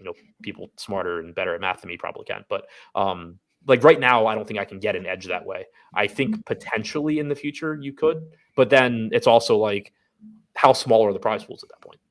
Yeah, it's something that I've never made my own projections. I used to think that I would one day, and then I started using Awesomo's projections, and it was like, well, these are so good that like I don't need to do my own. Like, it would take me so long to try to even compete with these. And now I'm back to like, well, now everybody's using sims, like everything's gotten so advanced that maybe if I can get different by doing my own projections, like maybe I will see things a little bit differently than what the people uploading minutes and projections, etc., are doing, and maybe it would be good for me. So I don't know. It's something that I have considered, but also haven't gotten that far into it. And Josh said this earlier, and I know you said the same thing to me. Like, ChatGPT, really helpful if you're trying to learn how to do this stuff.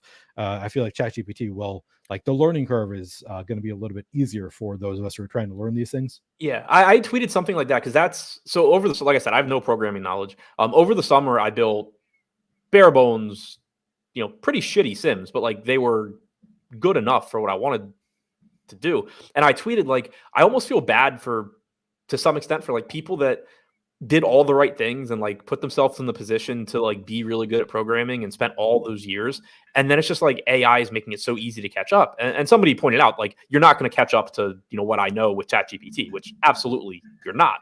But like the fact that I can go from, I don't even understand how Python works, to I built a sim with Python in like 24 hours Right. that, functions. Yes, it's not as good as anybody's, but like the fact that like you can do that, and I don't have a background at all, like and that those AI stuff's just going to get better. Like, it's crazy. But the thing that I do like is, and it sort of, I had a conversation with Draft Cheat, like, I don't know, probably 2016, 2017. I don't think I was even using like Fantasy Cruncher yet.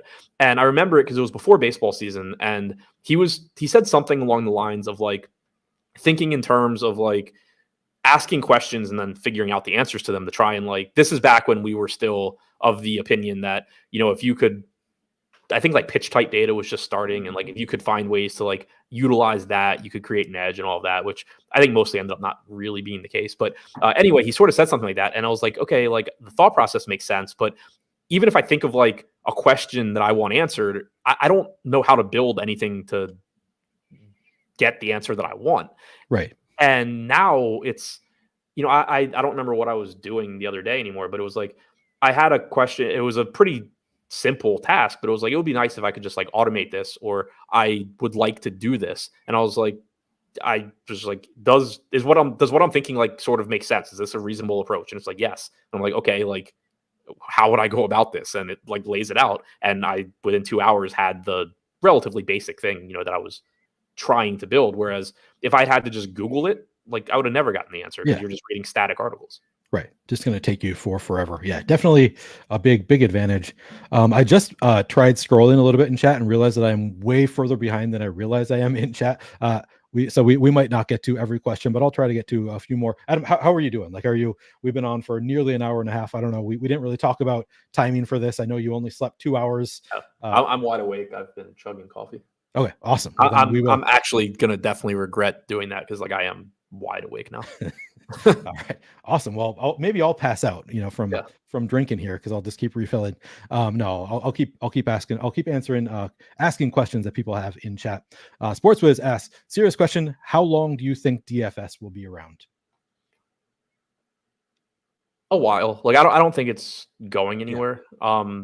So to me, obviously, betting becoming legal, more mainstream, cuts into people playing DFS. People were playing DFS just because they wanted some sort of sports betting-esque sweat.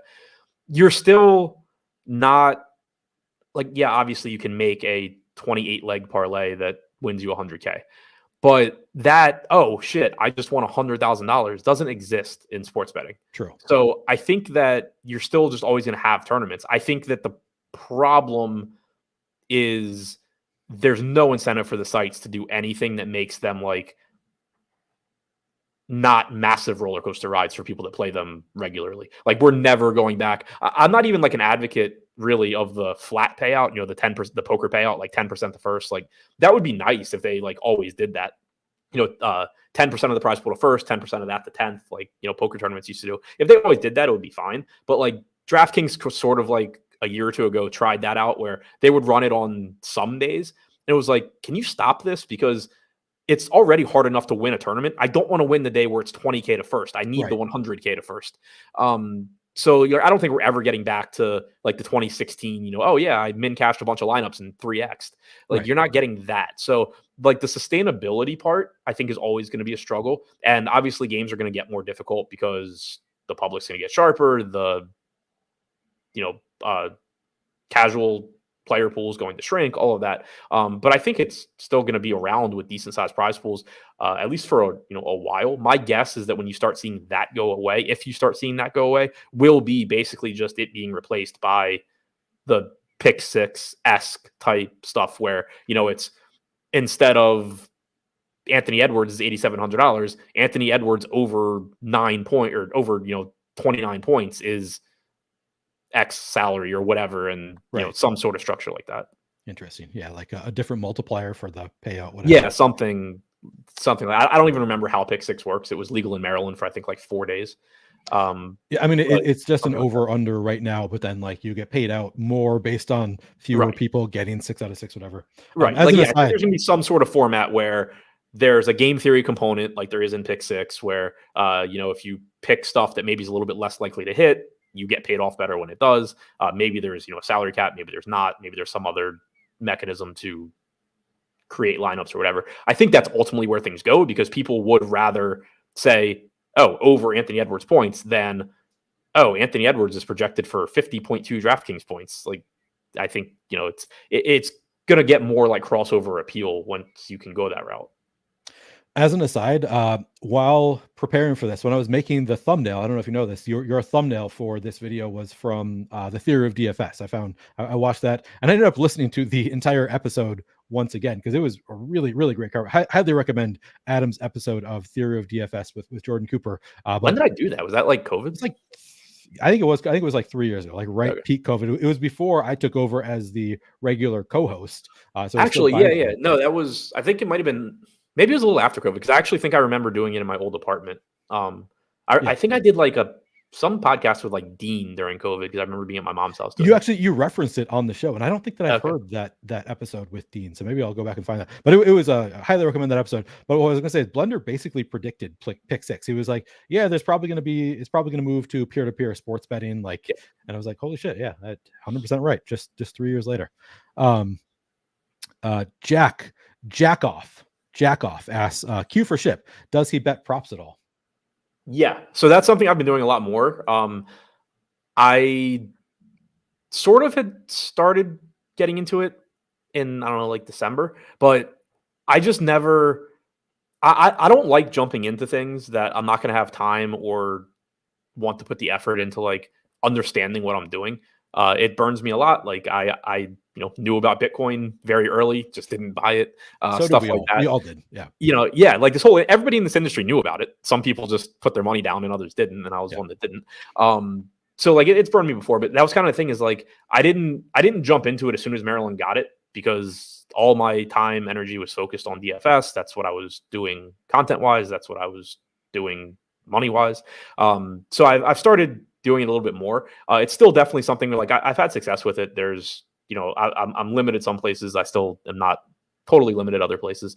I'm still able to get enough volume down that it's worth my time. But like, it's definitely something where now I'm like, okay, I understand, like obviously I always understood what prop betting was, but like now I'm at the point where like, okay, I need to actually, I know there's more to sports betting that I don't know. And I should probably actually like start figuring out strategies, like ways that I can make more money than I'm making right now by just, betting props. But yeah, I've gotten into it more. That was definitely something that was on my short list of like, oh, okay, I'm not doing DFS content all day now. I'm going to start doing more of this. Right.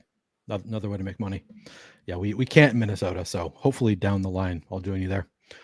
Julio asks, do you still use randomness when building lineups in Fantasy Cruncher now that you use Sims? He says using randomness is a small way of running a sim. Do you build with FC at all these days? No, okay. I don't. It is essentially a way of using a sim. So before the Sims came out, I don't remember exactly what I was doing or what my process was, but I do know that for essentially like optimal percentage, which was some part of my process, I would use like 3 standard deviations of randomness, essentially whatever that equated to for each player in Fantasy Cruncher, and then that was their that's what I would call their optimal percentage. Okay. Could be Travis wants to know, what is the most money you ever spent in a gentleman's club? 15,000. Jesus, are you serious? Yeah, it was a friend's birthday a couple years ago. You might have told me this. Okay, yeah. It's I don't. Were you in Chicago for the No, it was a week. It was a week before I was hired there. Oh, okay. So yeah, I don't know if I told the story or not, but we were having a meetup. Like first time most of us like met each other. We're supposed to get in there on Saturday. We're gonna go to a Cubs game, and we go out Friday night. It's like my best friend's birthday. We go to Topgolf, me, him, group of friends. We go to a strip club in Virginia. I don't do anything stupid. Like nothing bad happens. All the friends leave except for me and my friend, and we were staying down in that area. And this girl that I had actually like gone to a Nats game with like the week before, bartends at a strip club on Capitol Hill. And so I texted her. She said she was working. She was like, I'll save you a table. Just come in, like grab a drink, get last call. So like, okay, so we do that. Then I didn't want to leave at last call. And I knew from a previous time being there that, you know, I could just get a VIP room. And so obviously already drunk at this point, do that. So she comes up, 2 other girls come up. We're there till like 8 a.m. And I just 15 grand. Texted one of the people that had put together the company trip, like, hey, I'm actually not going to get in until Sunday. This is like, 7:30, 8 a.m. Hey, I'm actually not going to get in until Sunday because my flight's at noon and I'm just now leaving the strip club. So I will be there tomorrow. So I've never been in a VIP room at a strip club. I assume it's like you play like chess, Monopoly. Like, do you wanna tell us what happens in those 8 hours in the VIP room? I kind of wish I remembered. I remember. I knew it was bad when, they did last call, and then I tried to get drinks up there, and they're like, we can't serve alcohol, and just kind of lose track of time. And then the like manager or whatever comes in, he's like, it's 6 now, so if you want a bottle of champagne, and I'm like, yeah, like sure. And then he comes in a half hour later. He's like, how do you want your steak cooked? He's like, I'm gonna make like steak and eggs. Like, how do you want them cooked? I'm like, oh man, I've been here way too long. That sounds like not the worst thing to get, steak and eggs in the morning. Related, I think. Jeremy Q King asks, when are you gonna get a girlfriend? You don't need to answer that question. Yeah, good question. Need to win a couple tournaments and probably stop spending 15K in strip clubs. Stephen Leibowitz asks, Adam, when talking about using the Sims and then fine tuning, how much of that is game theory tweaks? How much is basketball acumen? Hang on, I'm trying to find that question because I didn't really hear what you said. I said, when talking about it is up a little ways as well. It's at 9:23 p.m. my time, maybe 10:23 if you're maybe on East Coast time. When talking about using the Sims and then fine tuning, how much of that is game theory tweaks? How much is basketball acumen? It's all game theory type stuff. None of it's like basketball specific. It's just more, is this doing what I want it to do? Do I have, obviously I don't want it to, I don't mean that in the sense of like, is this giving me a lot of Steph Curry? I want Steph Curry. I mean it in the sense of, like the other day I looked, and the day that Taylor Hendricks, who was just in my lineup that came in third at low ownership, when he was like 30% owned or whatever, I had like 4%. And I'm like, okay, why do I have 4%? Like clearly he was a good play. And then I look and I just had like a bunch of other 4K guys that were like 4% owned at like 12, 15% instead of him. I'm like, okay, like I'm cool with that. So like stuff like that where I'm like, I think that's actually a good idea. I'll tweak to kind of like try and, make things like that happen. Like make sure that my lineups look the way that I think they should, that my player pools look the way I think they should. It's not like player specific or anything. Right. Okay. BP Colonia says, came into the show thinking I was full dead with 100% ant, somehow ended with the bink. That is why some people call you the closer. BP Colonia, congrats. Dude just wins every night. Let's see. Kurt says he may have just been my 1,000th subscriber. Just like 2 hours ago, my brother asked me if he can get to 1,000 subscribers by the end of the week. So that's very exciting. If you were my 1,000th subscriber on the channel, really helps having Adam on the show. Let's see. A lot of people want to talk about screenshots. Let's see. There were a lot of comments, so I'm actually having to scroll for actual questions. What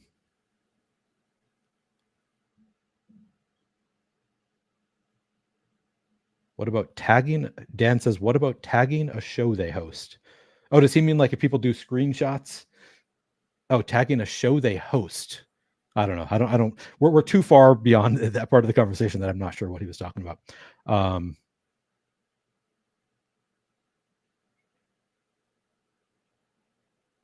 Man, there is this is really bad listening for anybody listening on podcast. I'm just scrolling through trying to find questions. There's a lot of responses to what we're talking about, but not actual questions. Let's see. Oh yeah, there. Man, it keeps going. Okay. Let's see. I think that we are quickly getting to the end of the questions. Although every time I scroll, it keeps on being more questions. Oh wait, here's a question. Okay. Justin Kelly asks, seems to me the $4 150 max with 100K up top on DraftKings could become the norm. Thoughts on the $4 100K to first on DraftKings? Do you think that will become the norm?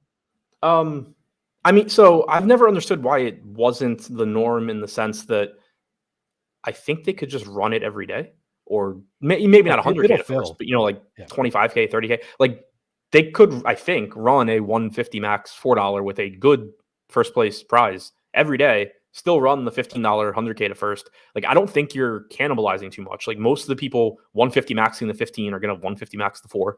You're going to get your more casual players that are willing to play the 4 that aren't going to play the 15. So I've never really understood why they don't both exist. I know that I had actually mentioned it in on a DraftKings call. I think maybe during baseball season, they started doing it like a $3 150 max.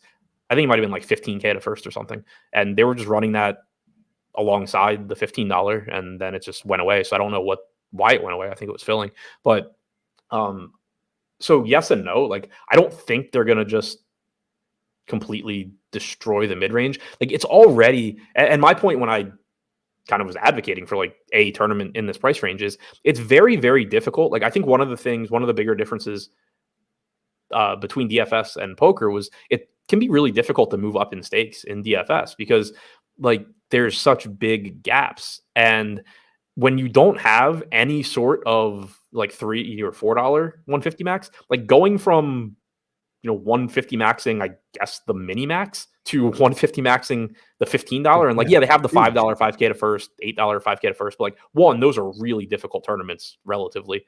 And two, it's 5K to first or maybe 10K to first. That's totally different. It's really difficult, I think, to move up. Whereas, in poker, it's just like, yeah, you go from 51 to 1-2 to 2-4 to 3-6, whatever. So that was like from a stepping stone standpoint, I didn't really understand why the smaller buy-in doesn't exist. But then you get the same issue. If you just remove that mid-range and say, well, there's no real $15 100K to first anymore, what are you just going eventually from the $4 to like the $800? Right. An even bigger step up at that point. Like that's like, yeah. It's a tough spot that they're in. Like I kind of feel like a happy medium, like maybe an $8 150 max 100K to first. I don't know. I feel like there's a happy medium somewhere in there, but I'm sure they're doing analysis of what works, what's going to sell. But yeah, I would be. Yeah, I mean that's always the thing too. Is like obviously I'm talking with no actual information. Right. We know that like, they're other than like I mean I'm like literally just going on things like yesterday when they ran the $4 100K to first. I woke up at like 1 p.m. and was one of the last people able to enter the $15 20K to first because it was already full. Right. So it's like okay, well clearly I don't think you're going to have much issue selling this out. So Steven asked a question that I was gonna get to this question regardless because I feel like everybody wants to know. Like everybody kind of misses you in the content streets. What's next? Are you going to be doing content again at some point? Do you think? Are you open to doing content again at some point? Yeah, definitely open to it. I don't know. Like, there's part of me that wants to just like do something because like I'm already bored. And I do.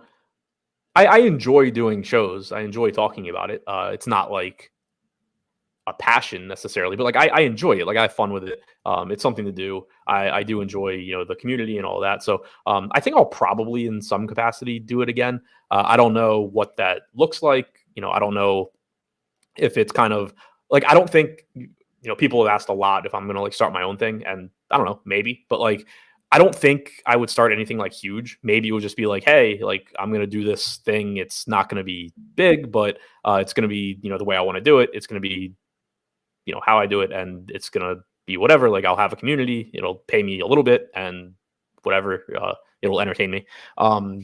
So if I were to do my own thing, I think it looks more like that probably than me just grabbing 3 other names and being like, hey, we're starting another site. Yeah, or just jumping on if other people want me to. Like like I'm open to everything. I don't have like a perfect answer for what I want or what I intend to do. I don't have anything like super imminent. there is the potential that I have a little bit of an announcement like later this week, next week for something betting based. So keep an eye out for that if you're interested. But yeah, nothing like super imminent or huge. But yeah, I assume I'll be back doing something at some point. Yeah. Sounds like you're sort of similar to me in some ways. Like, yeah, I enjoy doing it. Not sure exactly what you're doing, but yeah, I know I can speak for the audience. Like we would love to see you land somewhere and do regular DFS content again, because it has always been fantastic. Jewish McCaffrey again asked, does Adam have any thoughts on Utica winning another? Was there a Millie Maker today? Did Utica win another Millie? Okay. I don't know what he's referring to, but I'm usually pretty happy for him when he wins. Like, there's always that like tinge of jealousy when anybody that isn't me wins. But I have hung out with him before at a live final back in like 2016. We hung out, got along well. He's actually a pretty cool guy. Like, so I actually don't have that much trouble being happy for him when he wins. Nice. AJ asks, the best single piece of advice for a DFS player moving forward under the current DFS landscape. Do you have a single piece of advice? I mean, speaking from my experience, like, be smarter with managing your money than I ever have been. Like, it really is.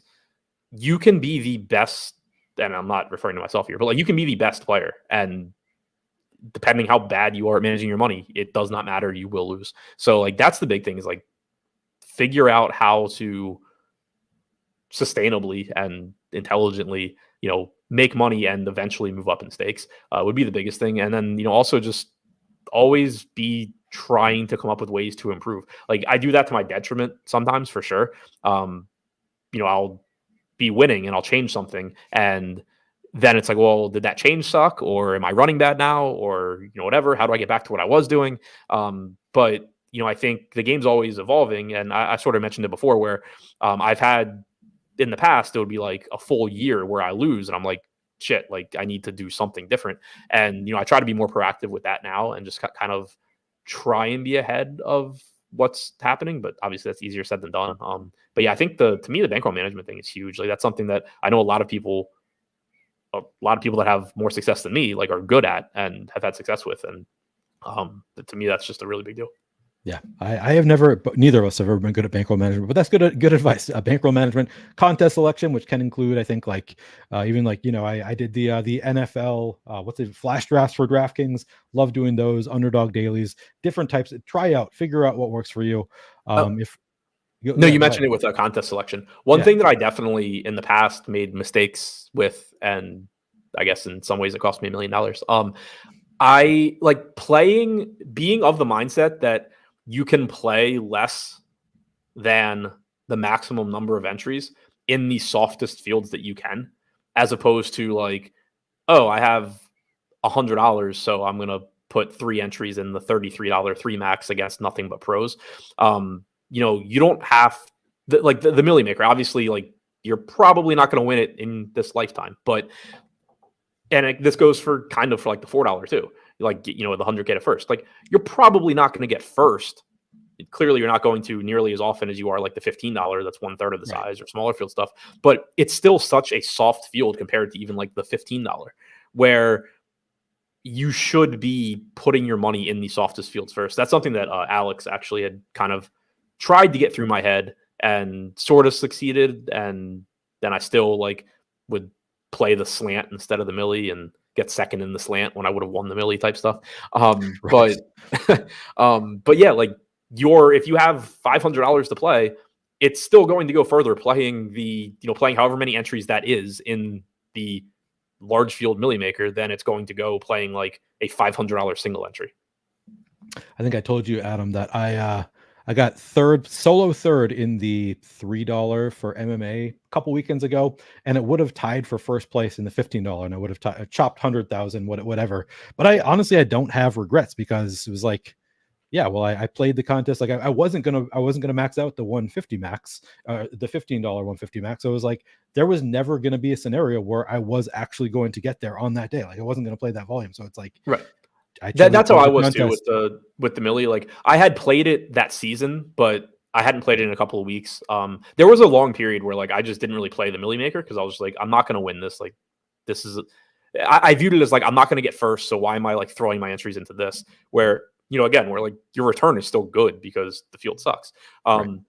But yeah, so it was like the $20 milli maker in NFL. I played the $9 slant instead, and yeah, like got second, would have won the milli. It's not like I was sitting there that day like, oh, am I going to play the milli today? So like, I didn't have a ton of regret. It's not even like, I mean, like I've had days. I had a NBA stretch a few years ago where I would play 150 lineups in the $15, and then I would play a different set of 150 lineups in the $8. Like at the time, it was 10K to first. I won the $8 3 times in a week, and at least 2 of those times it would have won the 100K. I didn't win the 100K any of those days. So like that, even though it's, for 100K instead of $1 million, like that pissed me off more than the milli did realistically. Because you were playing both of them. So right. Kind of random. It was like, this is just pure randomness. Like that lineup could have been in there. That's different. Yeah. And that's that's one of those things. Like, you can't really control that though. Like if you're going to play different lineups, so it can tilt you, but like at the end of the day, that's I don't know. JQK asks, your DFS Mount Rushmore. Alex, Yodacow,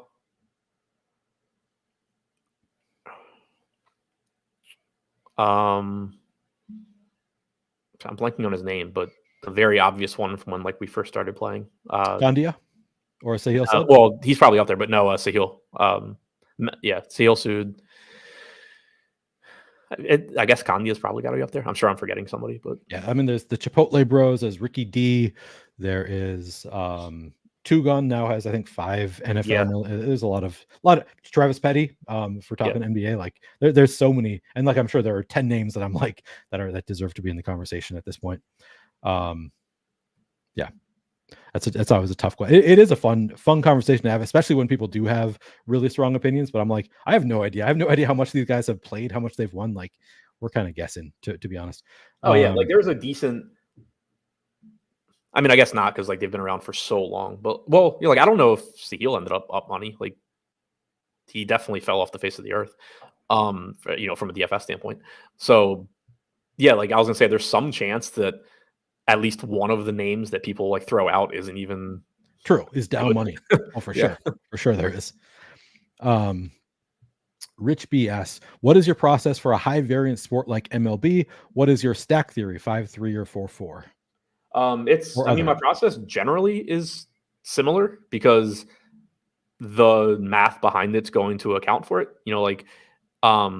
Actually, like, so sort of there was a period this NBA season where I thought I was playing a little bit too chalky, and then I looked at my NHL lineups using the essentially same process and saw that if anything I was playing too contrarian in NHL, and I was like, okay, well that's just a function of NBA is very, very projectable and NHL has a lot more volatility, similar to MLB. So from a process standpoint, it's not going to be totally different. It's just that whereas in NBA, when you get a 3K, like I had 75% of Moody tonight at 3K flat starting for Golden State, that player doesn't exist really in baseball unless it's a pitcher that is cheap. You're just not really going to be getting 75% Ronald Acuna just because he's Ronald Acuna. And there's still a lot more volatility. Like even with pitchers, like it's like, you can be a 4K great spot, but it's still a volatility. Right. Yeah. There's less volatility than hitters, but still way more than like basketball. NBA. Yeah. Yeah. So one thing that I do like, I guess kind of goes back to what I was saying about when I am tweaking things and trying to make sure that things make sense. It's not like I hard cap hitters at 30% or anything, but if I make some sort of adjustment and then I go through my whole process and it's telling me I should be playing like 80% of some hitters, I kind of look at that like, okay, I think I might have messed something up. If I go through and it's just like, yeah, your highest owned hitter is 33%, and then it's just kind of flat down from there, it's like, okay, I think this is probably working the way that I want it to, just because, it's clearly accounting for the fact that these guys are going to fail so often and there's so much volatility here. So like, that's an example, I think, of like a different sport where there's just kind of something that stands out where it's like, okay, what I'm doing is probably working the way I intend it.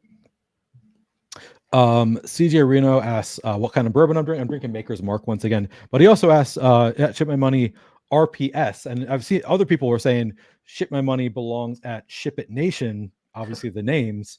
Do you have any you probably don't have a take on any of these sites or whether you're going to join them?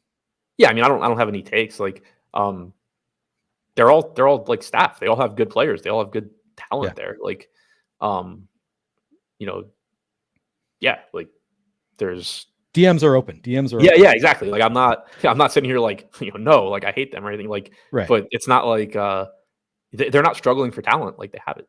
Right. Yeah, exactly. Could be Travis says he felt like ship joining RPS was inevitable. Well, we'll see. Maybe one day.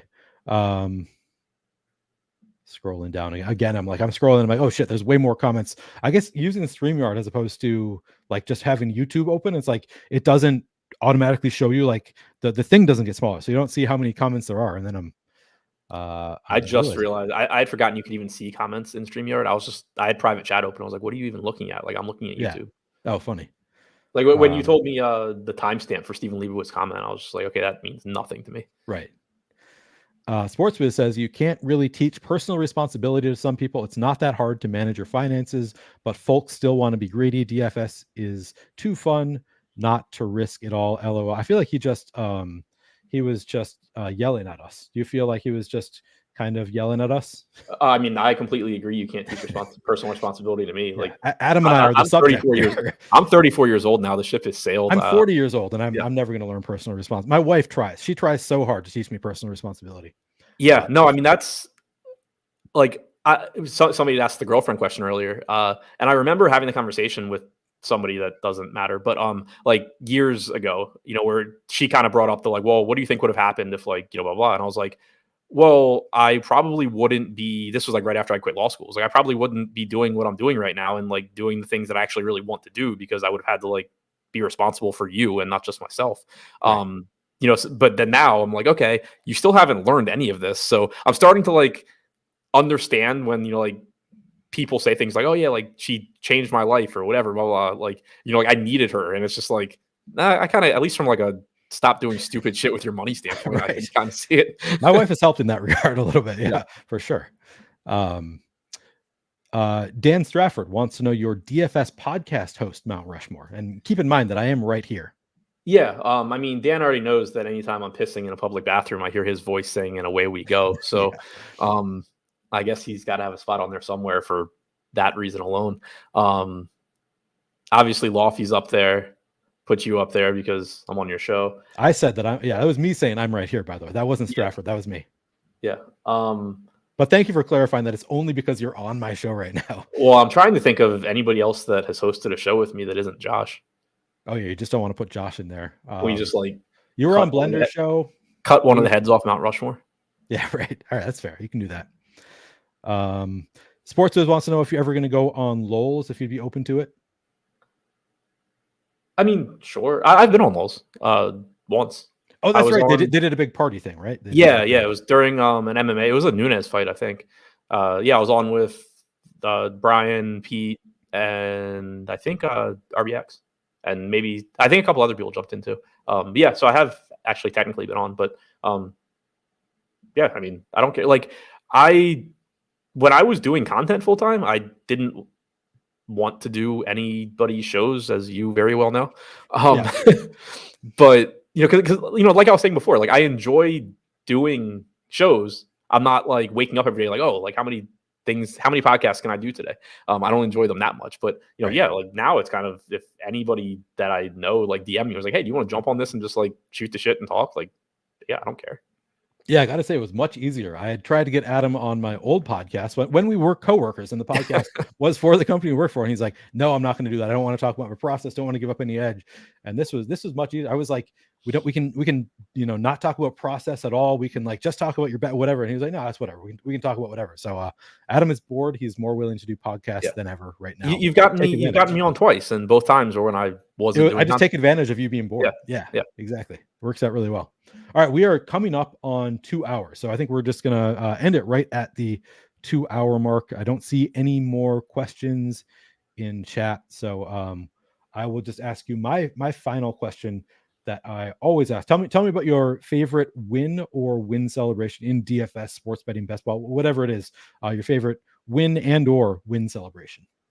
So I mean, I don't really have any good win celebrations, I don't think, because I live on the East Coast, and so bars and everything. I can't really do anything fun when I win, like the night of at least. Like I'll go out to a good dinner or whatever. But my favorite wins, it's between my first 100K.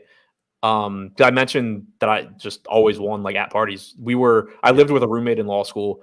I had just quit, and he was having his friends over. I had a few of my friends over to the house, and I had a team doing well, and then it kind of fell off, and I sort of stopped paying attention. And then I saw like Steph Curry just going nuts and bringing up one of my teams. So like I'm just at this party with a bunch of my friends, and I win 100K for the first time ever. So like that was fun.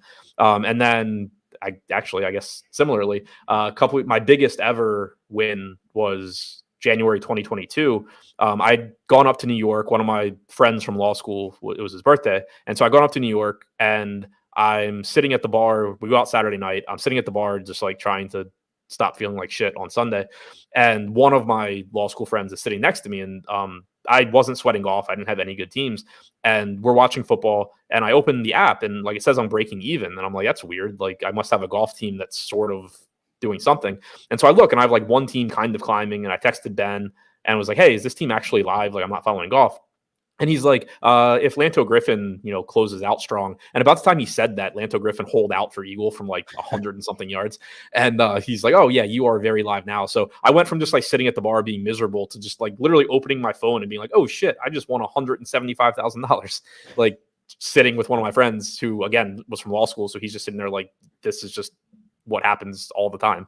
Right. But yeah, like yeah. So I don't have any like crazy, I won a tournament and immediately was in a strip club or anything. But right. Another way that you're an asshole is that you have won in both PGA and NHL, like sports that you don't play. Yeah. You just like step in and win right away. And has to be super frustrating for those. Oh yeah, and MMA. But MMA, I feel like is more like you play MMA a little bit, right? I mean, I play. Yeah, I play.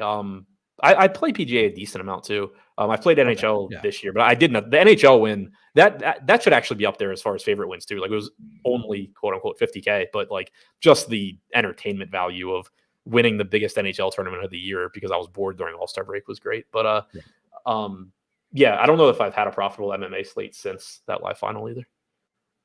Yeah, I mean MMA is like you either win or you don't, and if you're playing like to avoid dupes, it's like.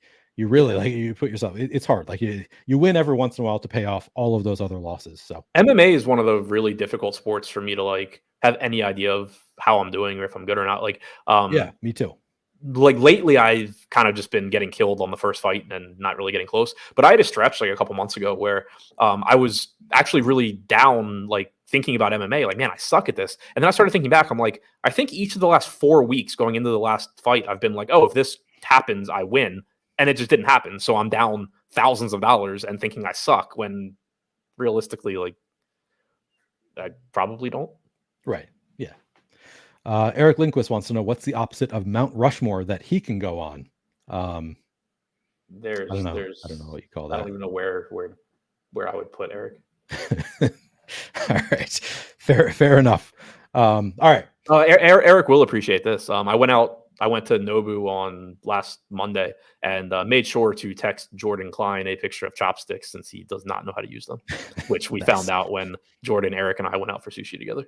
That is funny. And I think I knew that about Jordan Klein, that he doesn't know how to use chopsticks, but it is pretty funny. All right. Adam, where can people find you? Still on Twitter, ShipMyMoney DFS. You can DM me. I may or may not answer you. You can tweet at me. I may or may not make fun of you, but I'll be there. Thank you all for watching. This has been a really, really fun episode. Really fun to have you all here chatting. If I didn't respond to your chats, I'm trying to make it a podcast. So sorry about that, but really, really enjoyed having you all here. Fun discussion. This has been episode 2 of Playing for Keeps. Episode 3 is actually going to be on Monday afternoon. So check that out. Look for the link next week. Monday afternoon is going to be episode 3 of Playing for Keeps.